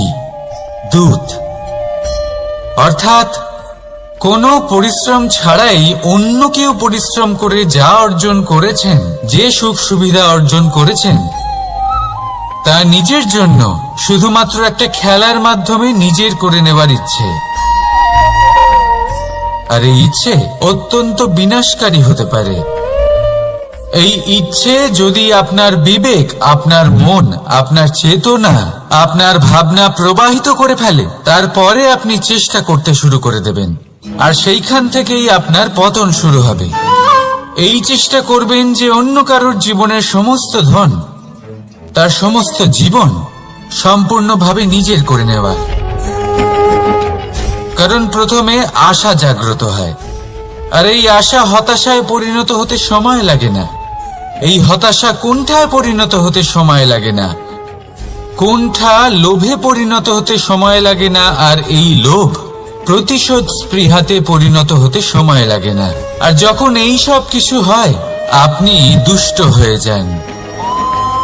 আর সবাই জানেন যে প্রত্যেক দুষ্ট ব্যক্তির পতন হলো অবশ্যম্ভাবী। তাই নিজেকে দূতের থেকে দূরে রাখুন আর পরিশ্রমকে নিজের কাছে টেনে নিন। জীবনে আপনার যা যা স্বপ্ন রয়েছে, যা আপনি করতে চান, শুধুই পরিশ্রম দ্বারা অর্জন করুন। তাহলে তাই করুন, আর আমার সাথে ভালোবেসে বলুন, রাধা রাধা। জীবনে কিছু শেখা অত্যন্ত গুরুত্বপূর্ণ। এবার কি কি শিখতে হবে, সেই সব শেখানোর জন্য অনেক শিক্ষক রয়েছেন। কিন্তু কি শিখবেন না আর কি করবেন না, এটা আমাদের নিজের অভিজ্ঞতা দিয়ে শিখতে হয়। কিন্তু তার মানে এটা নয় যে যদি আপনাকে শিখতে হয় যে আগুনের তাপ কতটা, আপনাকে আগুনের মধ্যে হাত দিতে হবে। না, অন্য কারোর অভিজ্ঞতা দ্বারাও শিখতে পারেন। প্রশ্ন শুধুমাত্র একটাই যে আপনি কি শিখতে চান নাকি চান না। যদি আপনি এটাই ভাবেন যে আমি শুধুই নিজের অভিজ্ঞতা দ্বারাই শিখতে চাই, তাহলে জীবনকাল ছোট মনে হবে, অনেক কিছুই শিখতে পারবেন না। তাই নিজের সাথে সাথে বড়দের অভিজ্ঞতার দ্বারাও শেখা শুরু করে দিন। এই সংসারের অভিজ্ঞতা দ্বারা শিখতে শুরু করে দিন। আর এটা নিশ্চিত রূপে শেখা আবশ্যক যে কখন কি করবেন না, কোথায় থামতে হবে আর কোথায় থামবেন না। তাহলে আসুন আর আমার সাথে ভালোবেসে বলুন, রাধা রাধা। ভোজন। এবার ভোজন সংগ্রহ করার জন্য মানুষ কি না করেন, সব সময় চেষ্টা করতে থাকেন। ফসল উৎপাদনের জন্য অনেক পরিশ্রম করতে থাকেন, কিন্তু অনেক সময় অনেক পরিশ্রম করার পরেও ফসল ভালো উৎপাদন হয় না। এর কারণ কি? কারণ হলো এটাই যে আপনি পরিশ্রম হয়তো অনেক করেছেন, কিন্তু আপনার নজর তো সেই বীজের দিকে ছিলই না যা আপনি রোপণ করেছেন। সেই জন্য সব সময় কোনো বীজ রোপণ করার আগে তাকে পরখ করে দেখুন, তা অত্যন্ত আবশ্যক। আর সেইভাবেই যখনই কোনো কর্মের প্রশ্ন আসে, তাহলে সেখানে শুধুমাত্র পরিশ্রম যথেষ্ট নয়। সেই কাজের প্রতি আপনার কর্তব্য কি, আপনার উদ্দেশ্য কি, সেটা জানা হলো অত্যন্ত গুরুত্বপূর্ণ। তাই কর্ম করুন, কিন্তু সেই কর্মের প্রতি আপনার যা উদ্দেশ্য তার মাহাত্ম্য বুঝতে চেষ্টা করুন। তাহলে আসুন আমার সাথে ভালোবেসে বলুন, রাধা রাধা। জীবনে যখনই কোনো বস্তু বা সুখ স্বাচ্ছন্দ্য অধিক মাত্রায় আপনার কাছে চলে আসে, তখন নিজেকে শ্রেষ্ঠ মনে করার একটা প্রবণতা দেখা যায়, যা হয় আত্মবিশ্বাসে পরিণত হয়, নয়তো অহংকারে। এবার আত্মবিশ্বাস আর অহংকারের মধ্যে অনেক বড় পার্থক্য রয়েছে। আমি এটা করতে পারি, আমি ওটাও করতে পারি, এ হলো আত্মবিশ্বাস। শুধুমাত্র আমি এটা করতে পারি, শুধুমাত্র আমি ওটাও করতে পারি, আমি হলাম সর্বশ্রেষ্ঠ, এটা হলো অহংকার। এবার এই অহংকারের ধ্বনি অনেক দূর প্রবাহিত হয়, আর এর প্রহার সর্বপ্রথম আপনাকে বিপর্যস্ত করে। এবার এই অহংকার এর বিপরীত শব্দ হলো বিনয়, অর্থাৎ নিজের ঊর্ধ্বে উঠে অন্যের বিষয় ভাবনা চিন্তা করা, সংসারের বিষয়ে ভাবা। এই বিনয়ী হবার চেষ্টা করুন, একের থেকে অনেক হওয়ার চেষ্টা করুন এবং একসাথে থাকার চেষ্টা করুন। নিশ্চিত রূপেই আপনি বিকাশের কারণ হবেন। মত্ততা থেকে নিজেকে দূরে রাখুন, অহংকার থেকে নিজেকে দূরে রাখুন। এই মন প্রসন্ন হয়ে বলবে, রাধা রাধা। কোনো এক বস্ত্রে যদি ছোট্ট একটা ছিদ্র উৎপন্ন হয়, আর যদি আমরা তার দিকে নজর না দিই, তাহলে সময়ের সাথে সমগ্র বস্ত্র ছিঁড়ে যায় আর কোনো কাজে আসে না। যদি কোনো একটা নৌকাতে ছোট্ট একটা ছিদ্র উৎপন্ন হয়, তাহলে সময়ের সাথে পুরো নৌকাই জলে ডুবে যায়। লক্ষ্যের দিকে অগ্রসর হওয়ার সময় একটা ছোট্ট ভুল আপনি যদি করে ফেলেন, তাহলে আপনাকে তার লক্ষ্যের থেকে দূরে করে দিতে পারে। এমনটা এই সম্পর্কের সাথেও হয়ে থাকে। কোনো একটা ছোট্ট কথা, একটা ছোট্ট মনোমালিন্য যদি সম্পর্কে আসে এবং সেটা না মেটানো হয়, তাহলে সেই সমগ্র সম্পর্কটা, অনেক বড় বড় সম্পর্ক ভেঙে যেতে পারে। যদি আপনার সম্পর্কে ছোট্ট একটা ছিদ্র উৎপন্ন হয়, তাহলে প্রেমের সূচ আর স্নেহের সুতো দ্বারা সেলাই করে ফেলুন, যাতে আপনার এই সম্পর্ক অটুট থাকে এবং প্রেম দ্বারা পরিপূর্ণ থাকে। আসুন আমার সাথে ভালোবেসে বলুন, রাধা রাধা। দু রকমের প্রাকৃতিক বেগ থাকে। প্রথম হলো বর্ষা।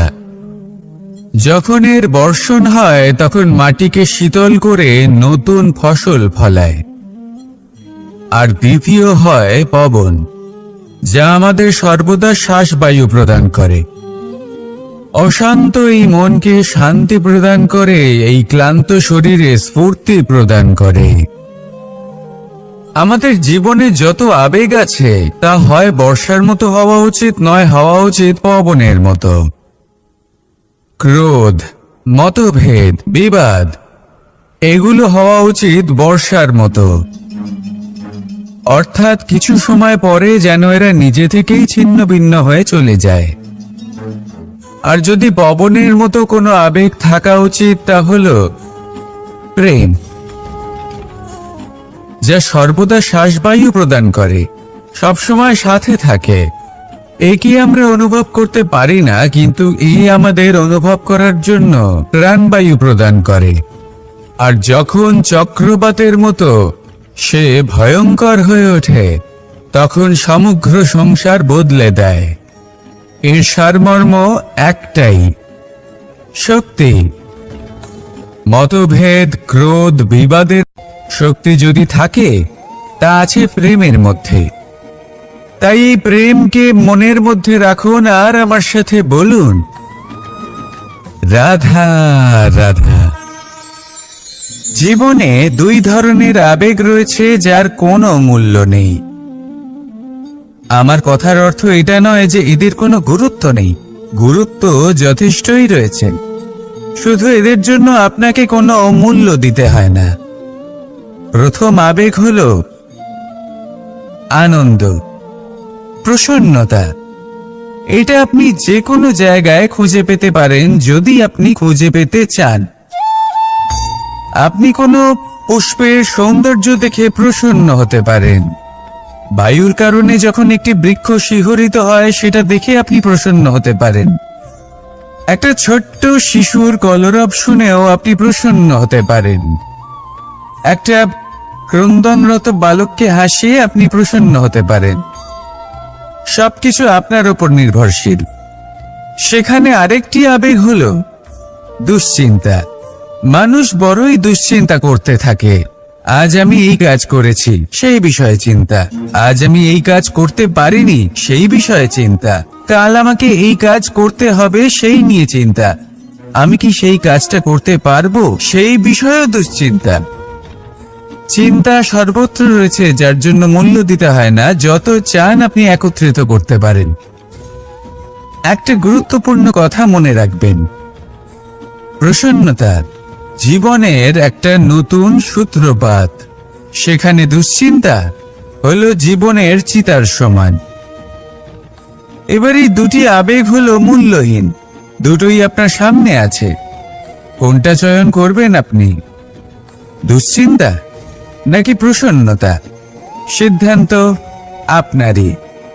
আসুন আর আমার সাথে ভালোবেসে বলুন, রাধা রাধা।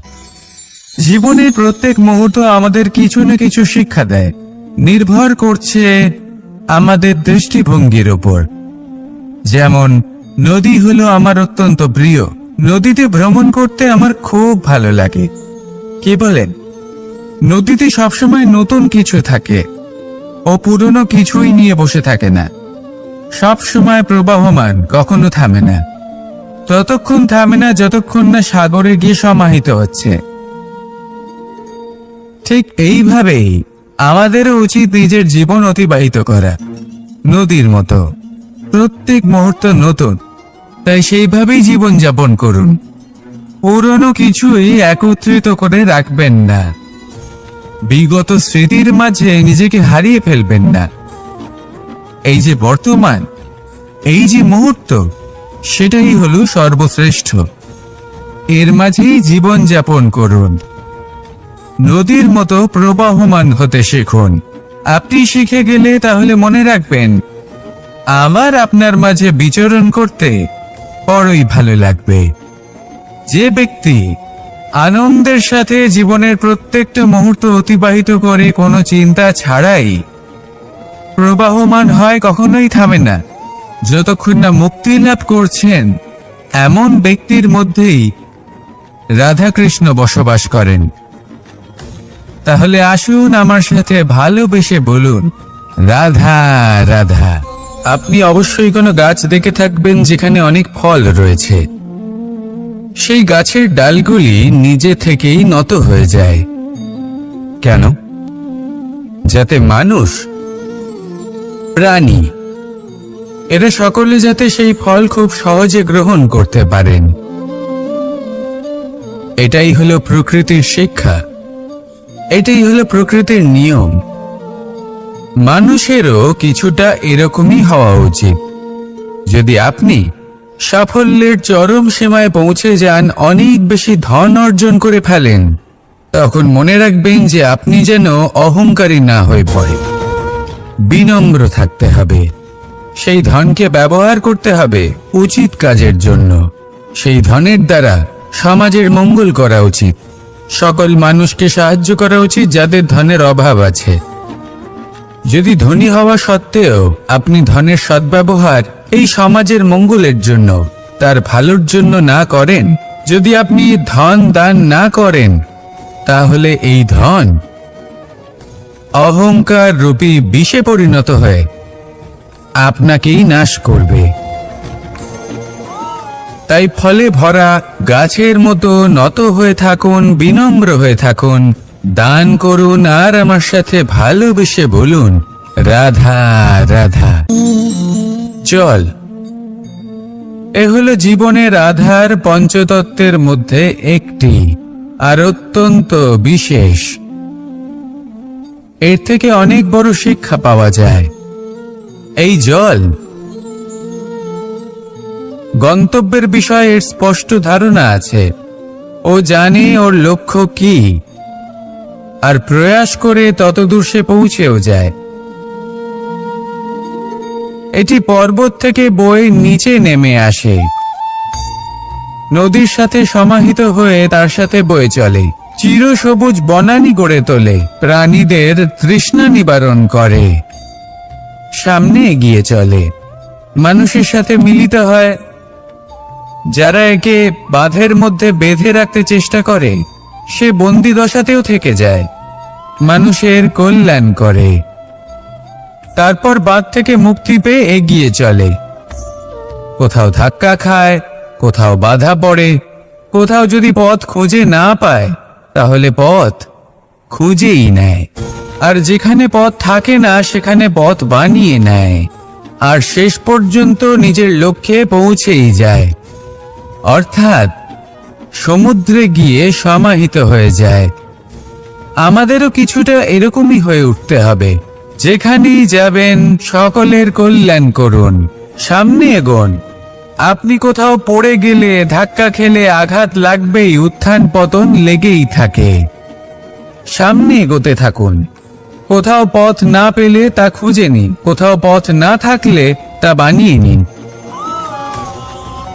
নিজের গন্তব্যের কথা সব সময় মনে রাখুন, শেষ পর্যন্ত নিজের মোক্ষ লাভ আপনি অবশ্যই করবেন। আর আমার সাথে ভালোবেসে বলুন, রাধা রাধা। মানুষ অসুস্থ কেন হন? শারীরিক দুর্বলতার কারণে? না, মানুষ অসুস্থ হন তার মানসিকতার কারণে, তার বিবেকের কারণে, তার কর্মের কারণে, তার ক্রোধের কারণে। আর যখন কেউ সুস্থ হন, ঠিক হয়ে যান, তার মানে এটা নয় যে শুধু ওষুধের জন্য তিনি সুস্থ হয়েছেন। না, এটা কারোর তার প্রতি প্রেমের প্রভাব, বিশ্বাসের প্রভাব, সম্বলের প্রভাব। শুধুমাত্র ওষুধ দিয়ে কিছুই হয় না। যদি মনে প্রেম থাকে, বিবেক থাকে, বিশ্বাস থাকে, সম্বল থাকে, তবেই সেই ওষুধ কাজ করতে পারে। তাই মনে রাখবেন, এই জীবন হলো অত্যন্ত ছোট। মনে প্রেম ভাব রাখুন, মিত্রতা করুন, শত্রুতা নয়, ভালোবাসুন, বিদ্বেষ নয়। আর এই ভালোবাসার সাথেই বলুন, রাধা রাধা। জীবন, এই জীবনের সত্য কি? জন্ম, যেখান থেকে জীবন আরম্ভ হয়, নাকি সমাপ্তি? মৃত্যু, যেখানে জীবন শেষ হয়ে যায়। জীবনের সত্য এটা নয়, সব কিছু এটা নয়। ভালো করে ভেবে দেখলে কিছুই যায় আসে না যে আপনার জন্ম কোথায় হয়েছে, কিভাবে হয়েছে। এতেও কিছু যায় আসে না যে আপনার মৃত্যু কোথায় হবে, কিভাবে হবে। যায় আসে তখন, গুরুত্বপূর্ণ হলো এটাই, যে জীবন আপনি যাপন করেছেন তার উদ্দেশ্য কি ছিল, কি ভাবনা নিয়ে আপনি বেঁচেছেন। এখন যদি আপনি এমন কিছু করেন যার দ্বারা এই সংসার আপনার থেকে জীবন যাপনের প্রেরণা পেতে পারে, মৃত্যুর পরেও আপনার কর্ম দেখে তা স্মরণ করে জীবনে বাঁচতে শেখেন, তাহলে তার তাৎপর্য হলো আপনি নিজের কর্মের দ্বারা, নির্বাচনের দ্বারা অমর হয়ে গেছেন। দেখুন, জীবনে দুশ্চিন্তা করা হলো বৃথা, মৃত্যুর ভয়ও হলো বৃথা। কারণ আত্মা কখনো মরে না, তাকে কেউ শেষ করতে পারে না। না কাল, না মৃত্যু, আর না সময়। যদি এমন কিছু থাকে যা আপনার আত্মাকে শেষ করে দিতে পারে, তাহলে তা আপনারই নিজের দুষ্কর্ম। তাই এই যে জীবনকাল আপনার কাছে রয়েছে, তাতে শুধু শুভ কর্ম করুন, দুশ্চিন্তা করা ত্যাগ করুন। এমন কর্ম করুন যা দেখে সংসার উচিত পথে চলে আসবে, শুভ কর্ম করবে। যদি আপনার মৃত্যুর পরে সংসার আপনাকে স্মরণ করে শিক্ষা লাভ করে, উচিত পথে চলে, প্রেরিত হয়, তাহলে আপনিও অমর হয়ে যাবেন। আসুন আমার সাথে ভালোবেসে বলুন, রাধা রাধা। কথায় আছে, যা কিছু অন্তর থেকে নিঃসৃত হয় তা অশুভ হয় না। অশুভ হলো সেই বোধ, সেই ইচ্ছে যা অন্তর থেকে নিঃসৃত হলেও কখনোই বিবেকের দ্বারা পরখ করা হয় না। এমনই একটা অনুভূতি হলো ক্রোধ। এই ক্রোধ আপনার বিবেকই হরণ করে নেয়, আপনার করুণা হরণ করে নেয়। আপনি ভাবনা চিন্তা করার যোগ্যতাই হারিয়ে ফেলেন। এবার যদি আপনি সংসারকে নিয়ন্ত্রণ করতে চান, ভবিষ্যতের ওপর নিয়ন্ত্রণ রাখতে চান, বর্তমানের ওপর নিয়ন্ত্রণ রাখতে চান, তাহলে প্রথমে নিজের ক্রোধের ওপর নিয়ন্ত্রণ করা শিখতে হবে। কারণ এই ক্রোধ আপনার বন্ধু নয়, এ আপনার শক্তি নয়, এ হলো আপনার দুর্বলতা। আর এটা শত্রুর শক্তি বাড়িয়ে তোলে, আর শেষ পর্যন্ত ক্ষতি আপনারই হয়। তাই এই ক্রোধকে নিজের নিয়ন্ত্রণে রাখুন। অশুভ মন্তব্য আপনা থেকেই অসফল হয়ে যাবে। আসুন আমার সাথে ভালোবেসে বলুন, রাধা রাধা।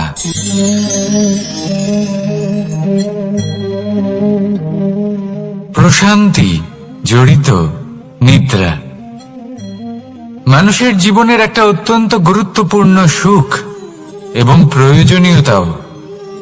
দেখতে গেলে এই সংসারের প্রত্যেক পশু পাখি, প্রত্যেক জীব অবশ্যই নিদ্রা প্রাপ্ত করেন, কিন্তু মানুষ,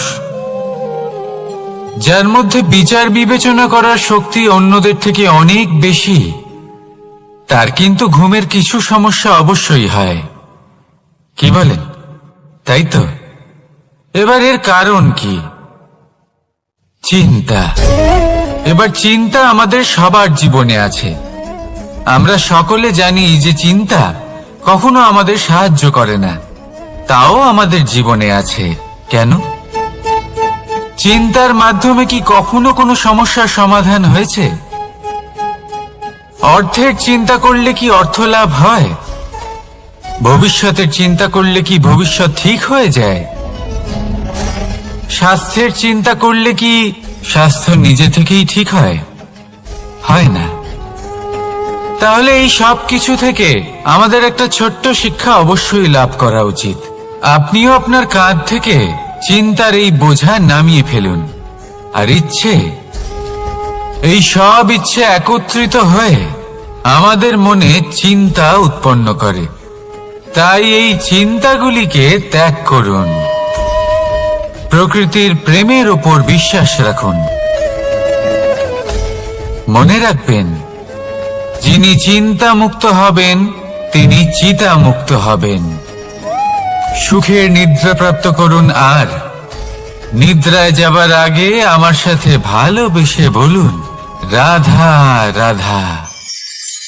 মহাদেব, সেই দেবতা যিনি মহান, যাকে দেবতাদের দেবতা বলা হয়, যিনি হলেন আমার আরাধ্য। কখনো আপনার মনে এই প্রশ্ন এসেছে যে শিবকেই কেন মহাদেব বলা হয়, অন্য কোনো দেবতাকে কেন বলা হয় না? সেই কারণে, কারণ মহাদেবের মধ্যে, ওনার মধ্যে এমন এক বিশেষ গুণ রয়েছে যা অন্য কারোর নেই। তা হলো নিঃস্বার্থ হয়ে মানুষের সেবা করা। যদি প্রয়োজন পড়ে, যদি সৃষ্টির পথে বিনাশের কালো মেঘ ছেয়ে থাকে, তখন নিজের প্রাণের চিন্তা না করে হলাহল পান করার জন্য প্রস্তুত থাকেন মহাদেব। আর এই অদ্বিতীয় ত্যাগের জন্যই শিবকে মহাদেব বলে ডাকা হয়। এবার যদি কোনো মানুষও নিঃস্বার্থ ভাবনার দ্বারা নিজেকে অর্পণ করে দেয় এই জগতের কল্যাণের জন্য, মানুষের সেবার জন্য, তাহলে তিনিও মহাপুরুষ, মহামানব হতে পারেন। যদি কেউ অভুক্ত থাকেন, তাহলে নিজের থালা থেকে অর্ধেক খাবার তাকে দিয়ে দিন। যদি কেউ অসুস্থ হন, তাহলে তাকে সেবা করার, চিকিৎসা করার চেষ্টা করুন। এই জীবন শুধু নিজের জন্য নয়, অন্যদের প্রতি, সমস্ত সংসারের প্রতি উৎসর্গ করুন। যদি এইসব মানুষ শিখে যান, তাহলে তিনি মহাদেবের পথে অগ্রসর হতে পারেন। যদি মানুষ নিঃস্বার্থ ভাবনার দ্বারা এই সংসারের সেবা করতে শিখে যান, তাহলে তিনি নিশ্চিত রূপে মহামানব অবশ্যই হতে পারবেন। আসুন আমার সাথে ভালোবেসে বলুন, রাধা রাধা। স্বর্ণ, হিরে, মুক্ত, মানিক, এই সব কিছুকে আগে পাথর বলা হতো। তাহলে এমন কি হলো যে এদের রত্ন বলা হয়? আর রত্ন তা বাস্তবে আসলে কি? এটা হলো সেই পাথর যাকে আগে আগুনের তাপ সহ্য করতে হয়েছে, পরখ করা হয়েছে, যাচাই করা হয়েছে, এদের কাটার চেষ্টা করা হয়েছে, কিন্তু তারা কখনোই নষ্ট হয়নি, বরং তারা আরো উদ্ভাসিত হয়েছে, আরো উজ্জ্বল হয়েছে, এই সংসারে আরো প্রকাশ ছড়িয়ে দিয়েছে। সেই জন্য এরা হলো এত অমূল্য, সেই জন্য এরা হলো বহুমূল্য, সেই জন্য এদের রত্ন বলা হয়। এবার মানুষের কাছেও এই নির্বাচনের অধিকার রয়েছে যে আমরা শুধু পাথর হয়ে থাকব নাকি রত্ন হয়ে থাকব। কিভাবে? আমাদের জীবনেও অনেক সমস্যা রয়েছে, বাধা আছে, বিপত্তি আছে। আমরা সেই বাধার তাপে উত্তপ্ত হই, এই সমস্যা আমাদের কাটার চেষ্টা করে। অনেক মানুষ বিভিন্ন পরিস্থিতি আমাদের ভাঙার চেষ্টা করে, কিন্তু আমাদের নষ্ট হলে চলবে না। যেভাবে এই রত্ন সমস্যার সম্মুখীন হয়ে পাথর থেকে রত্ন হয়েছে, সেইভাবেই আমাদেরও আমাদের সমস্যার সম্মুখীন হয়ে রত্ন হয়ে উঠতে হবে, এই সংসারে প্রকাশের স্রোত হয়ে উঠতে হবে। তাহলে এটাই করুন আর আমার সাথে ভালোবেসে বলুন, রাধা রাধা।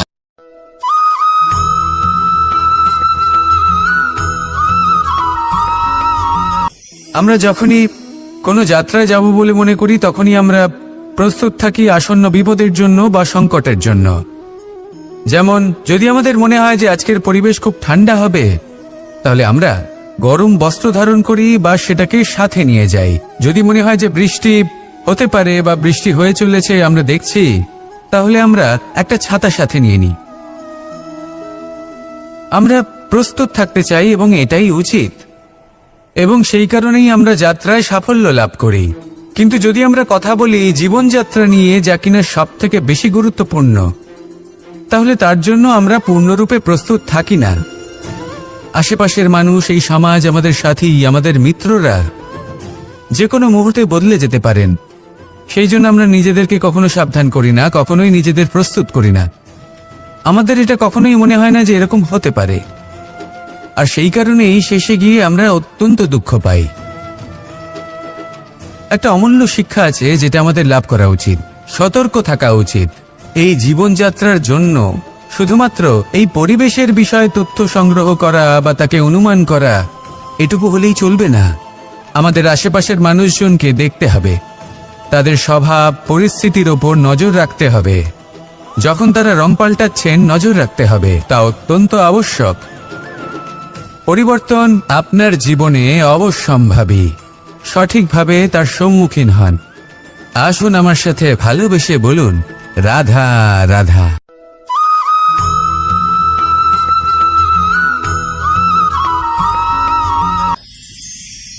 ঈশ্বর আসলে কে? সংসারের বেশিরভাগ মানুষের কাছে ঈশ্বর হলেন এই সংসারের রচয়িতা, পালনকর্তা। কারোর কাছে উনি জ্ঞাতা, কারোর কাছে উনি হলেন আস্থার প্রতীক, আবার কারোর জন্য শুধুমাত্র অন্ধ বিশ্বাস। কিন্তু এই ঈশ্বর কি কোনো শরীর, নাকি একটা বোধ, নাকি শুধুই শ্রদ্ধা? ঈশ্বর হলেন তিনি যিনি হলেন আপনার ইষ্ট। সেই জন্যই তো গুরু, মাতা, পিতা এনাদেরও ঈশ্বরই বলা হয়েছে। যাদেরকে আমরা ঈশ্বর বলে মনে করি, যারা আমাদের ইষ্ট, তারা আমাদের একটি পথ দেখান, একটি দিকে চালিত করেন। সেই পথে চলে আপনি শুভ কর্ম করতে পারেন। আর যখন কোনো ব্যক্তি তার ঈশ্বরের আদেশ পালন করেন, তখন সে নিজে থেকেই শুভ পথে অগ্রসর হয়ে যান। বেশ কয়েকজন মানুষ ঈশ্বরের ওপর আস্থা রাখেন এবং ভাবেন যে অনুচিত কোনো কাজ করা উচিত নয়, ঈশ্বর দেখছেন। ওনারা ভয় পান যে কোনো অনুচিত কর্ম করলে কে জানে তার পরিণাম কি হবে। এমন অনেক ব্যক্তি রয়েছেন যারা ঈশ্বরকে বিশ্বাস করেন এবং জানেন যে ঈশ্বর তাদেরকে দেখছেন, তাই যে যে শুভকর্ম ওনারা করেছেন তার ফল তারা অবশ্যই পাবেন। এবার আপনি ভয় পেয়ে ঈশ্বরকে বিশ্বাস করবেন নাকি বিশ্বাসের দ্বারা ঈশ্বরকে বিশ্বাস করবেন, সেই সিদ্ধান্ত আপনারই। কিন্তু হ্যাঁ, যদি আপনার মনে ঈশ্বরের জন্য কোনো স্থান থাকে, যদি আপনার কোনো ইষ্ট থাকেন, যদি আপনি কাউকে ঈশ্বর মনে করেন যার প্রত্যেক আদেশ আপনি পালন করে থাকেন, তাহলে বলি ঈশ্বর কখনো আপনাকে অনুচিত পথে চালিত করবেন না। আসুন আমার সাথে ভালোবেসে বলুন, রাধা রাধা।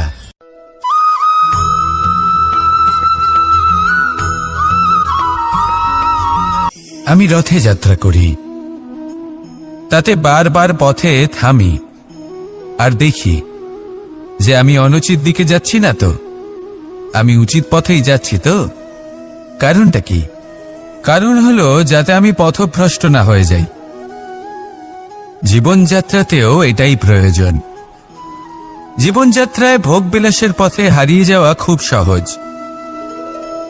বারবার থেমে আপনাকে দেখতে হবে, নিজেকে কিছু প্রশ্ন করতে হবে। আমি কি আজ সেই কর্মই করছি যেটা আমি করতে চেয়েছিলাম? আমি কি আজ সেই জীবন যাপন করছি যেমন আমি যাপন করতে চেয়েছিলাম? যদি এই প্রশ্নগুলোর উত্তর হ্যাঁ হয়, তাহলে এগোতে থাকুন, নয়তো থেমে যান এবং বিচরণ করুন। মনে রাখবেন, এই সংসার অত্যন্ত জটিল আর এতে হারিয়ে যাওয়া অত্যন্ত সরল। সেই জন্য নিজে থেকে বারবার থামা এবং জীবন চিন্তন করা অত্যন্ত আবশ্যক। তাহলে সেটাই করুন আর আমার সাথে ভালোবেসে বলুন, রাধা রাধা।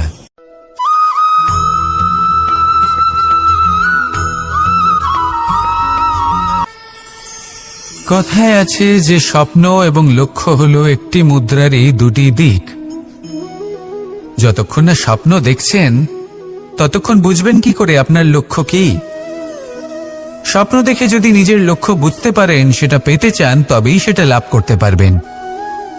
কিন্তু স্বপ্ন এবং লক্ষ্য এই দুইয়ের মধ্যে একটা ভারসাম্য রয়েছে যেটা বজায় রাখা প্রয়োজনীয়। একে আমরা বলে থাকি পরিশ্রম। দেখুন, যদি আপনি স্বপ্ন দেখতে চান তাহলে পরিশ্রম ত্যাগ করে নিদ্রা লাভ প্রয়োজন। কিন্তু যদি আপনি লক্ষ্য লাভ করতে চান তাহলে আপনাকে নিদ্রা ত্যাগ করে পরিশ্রম করতে হবে। তাই আলস্য ত্যাগ করুন এবং সিদ্ধান্ত নিন যে আপনি কি চান। আপনার জীবনের এই তুলাদণ্ডে স্বপ্নের পাল্লা ভারী হওয়া প্রয়োজন নাকি লক্ষ্যের? আমার মতে এই দুইয়ের মধ্যে যদি ভারসাম্য বজায় রাখেন তবে পথ নিজে থেকেই সামনে আসবে। শুধু সেই পথে অগ্রসর হতে থাকুন এবং আমার সাথে ভালোবেসে বলুন, রাধা রাধা।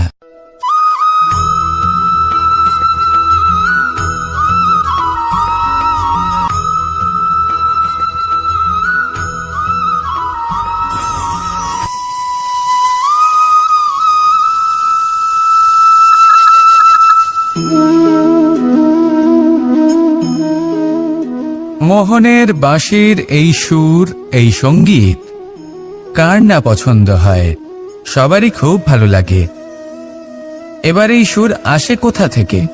কেউ বলবেন কৃষ্ণের হৃদয় থেকে। সত্য কথা, এই সুর হৃদয় থেকে নির্গত হয় এবং প্রকট হয় এই বাঁশি থেকে।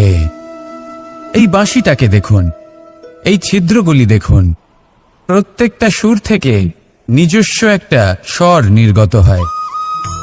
এবার যে ব্যক্তি এই সমস্ত সুর এবং স্বর বুঝতে পারেন, এতে নিপুণ, তিনি এই বাঁশির দ্বারা যে সুর নির্গত করবেন তা তো মধুর অবশ্যই হবে। এবার জীবনের সাথেও কিছুটা এরকমই ঘটে। জীবনের কিছু নীতি থাকে, অর্থ, কুটুম্ব এবং আধ্যাত্মিক। যদি জীবনের প্রত্যেকটা মুহূর্ত সুখময় হয় এরকম আপনি চান, তাহলে এই তিনটি নীতিতে আপনাকে নিপুণ হতে হবে।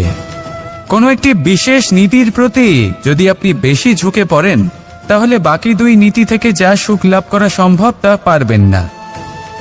ধন অর্জন করতে হবে পরিবারের জন্য, পরিবারের সুখ মনের শান্তির জন্য, মনে শান্তির প্রয়োজন মনের শুদ্ধতার জন্য।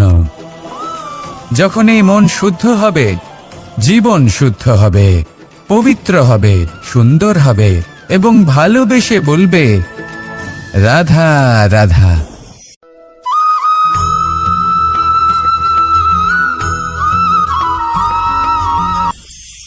আপনারা সবাই একটা গাছের পাতাকে দেখুন। যতক্ষণ পর্যন্ত ও গাছের সাথে মানে গাছের ডালের সাথে জুড়ে থাকে সে সবুজ থাকে, বাতাসের সাথে সে নড়তে থাকে। যতক্ষণ পর্যন্ত ও সূর্য থেকে পাওয়া রশ্মির শক্তি গাছে পৌঁছে দেয় ততক্ষণ ও ডালের সাথে যুক্ত থাকে। কিন্তু যখন সেই পাতা শুকিয়ে যায় তখন তার কোনো গুরুত্ব থাকে না। সেই পাতা গাছের ডালে এবং বৃক্ষের কাছে বোঝা হয়ে থেকে যায়। এবং এমন এক সময় আসে যখন সেই ডালটি শুকনো সেই পাতাকে পরিত্যাগ করে। এটাই আমরা এই প্রকৃতিতে দেখি এবং এটাই হলো সত্য। আর এটাই আমাদের জীবনে খুব বড় একটা শিক্ষা।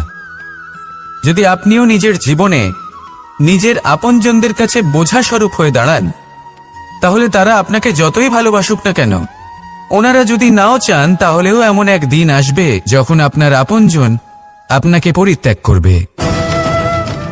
সেই জন্য সবসময় আত্মনির্ভর হয়ে ওঠার চেষ্টা করুন, নিরন্তর পরিশ্রম করতে থাকুন। কারোর উপর বোঝা হয়ে থাকবেন না, বরং তার সাথে মিলে দায়িত্ব পালন করুন। এমনটা করবেন তাহলে আপনার সম্মানও বজায় থাকবে এবং সম্পর্কের মধ্যে আপনার মূল্যও বজায় থাকবে। আসুন আর আমার সাথে ভালোবেসে বলুন রাধা রাধা।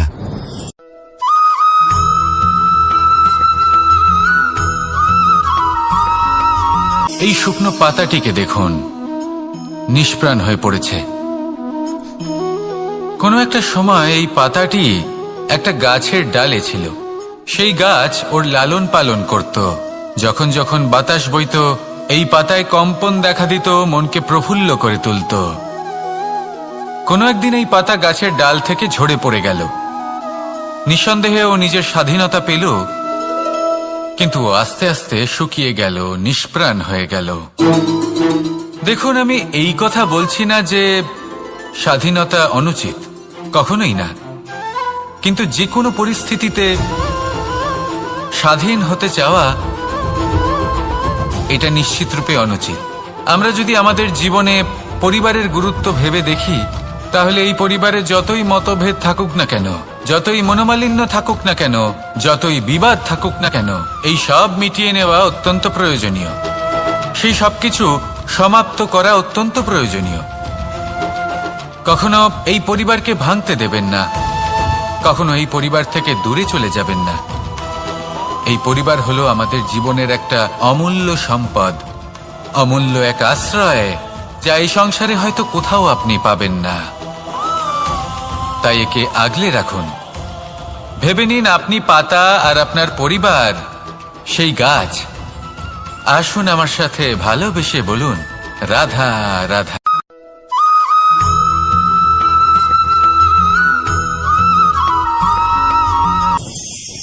প্রেম আড়াই অক্ষর, মাত্র আড়াই অক্ষরের এই শব্দ প্রেম, এর মধ্যে ত্রিলোকের এবং সমগ্র ব্রহ্মাণ্ডের বীজ নিহিত আছে। এমন কি আছে যা এই প্রেম করতে পারে না? যেখানে শক্তি এবং বিদ্যা প্রয়োগ করে আপনি কিছুই করতে পারবেন না, সেটাও প্রেম দ্বারা অর্জন করা সম্ভব।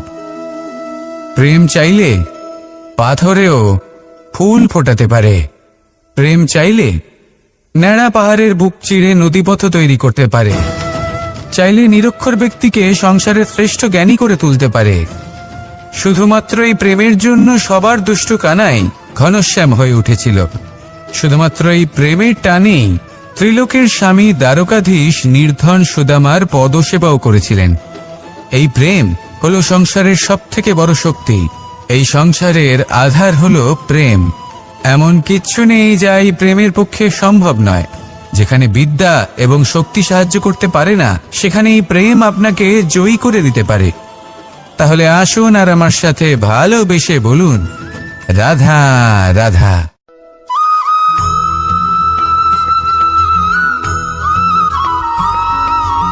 দীপাবলি আমাদের সবথেকে বড় উৎসব।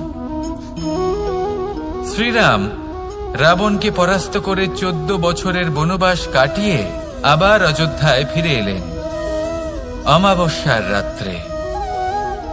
অযোধ্যায় সবাই খুব প্রসন্ন ছিলেন, খুবই উৎসাহিত ছিলেন। অযোধ্যায় সহস্র প্রদীপ প্রজ্বলিত করা হয়েছিল এই উৎসবে। একে আমরা দীপাবলি বলে থাকি। এবার এই বিষয়ে আমরা সকলে জানি। আপনি কি এটা জানেন যে শ্রীরাম বাস্তবে অমাবস্যার এক রাত আগেই অযোধ্যায় পৌঁছে গেছিলেন? সবার সামনে অমাবস্যার রাতে এসেছিলেন।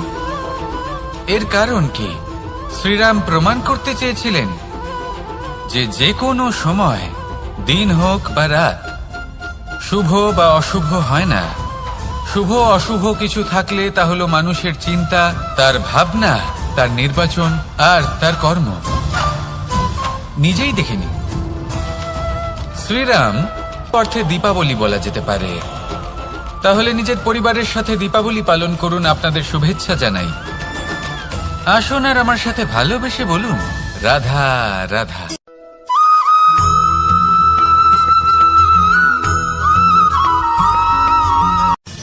মানুষের এই জীবন, মানুষ জন্ম নেয়, একটা নির্দিষ্ট সময়ের পরে এই সংসার ত্যাগ করে চলেও যায়।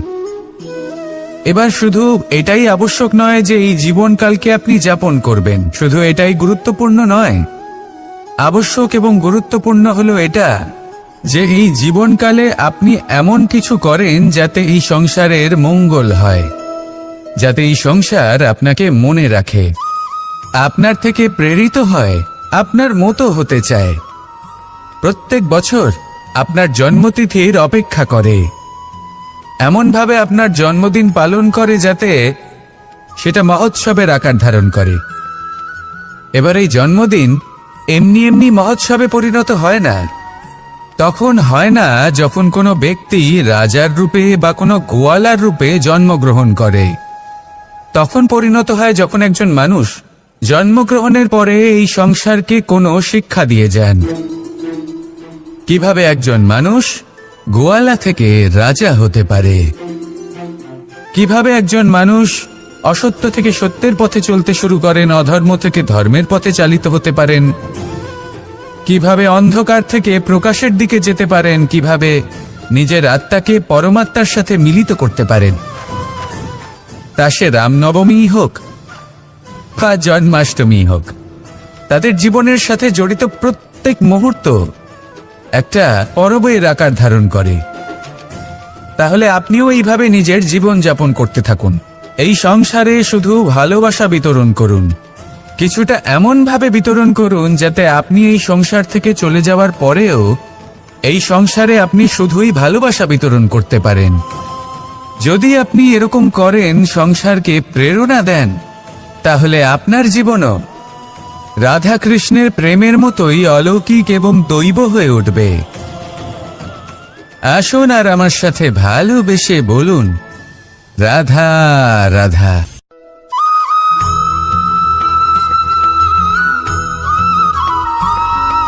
ভোজন। এই সংসারে যেই হোক না কেন, কোনো মানুষ হোক, কোনো প্রাণী হোক, কোনো কীট হোক বা কোনো বনস্পতি হোক, প্রত্যেকের জন্য ভোজন অতি আবশ্যক। কারণ ভোজন থেকেই শক্তি পাওয়া যায়, আর সেই শক্তি দিয়েই সংসারের, আমাদের জীবনের সমস্ত কার্য করা যায়। এবার এমন এক ধরনের শক্তি হয় যা শীতের ঋতুতে সূর্য থেকে আমরা পেয়ে থাকি, আর আরেক ধরনের উত্তাপ হয় যা দিয়ে ভোজন রান্না করা হয়, সুস্বাদু নানান ধরনের ভোজন। এবার অত্যন্ত গুরুত্বপূর্ণ হলো যে ব্যক্তি সেই ভোজন বানাচ্ছেন তার মানসিক পরিস্থিতি এবং সেই ব্যক্তি যিনি ভোজন গ্রহণ করছেন তার মানসিক অবস্থা। যখনই আপনি ভোজন বানাচ্ছেন তখন ভালোবাসার সাথে কাজটা করুন, ধন্যাত্মক ভাব নিয়ে, সৎ ভাবনার সাথে। কারণ আপনার এই মানসিক স্থিতি শক্তির আকারে সেই খাদ্যের সাথে মিলেমিশে যায়। আর যখনই আপনি ভোজন গ্রহণ করছেন, তখন সদ্ভাবনার সাথে, প্রসন্নতার সাথে গ্রহণ করুন, ধন্যাত্মক ভাব নিয়ে। যদি আপনি প্রসন্নতার সাথে রান্না করেন, প্রসন্নতার সাথে খাদ্য গ্রহণ করেন, তাহলে আপনি প্রসন্নই থাকবেন। আর মন সুপ্রসন্ন হয়েই বলবে, রাধা রাধা।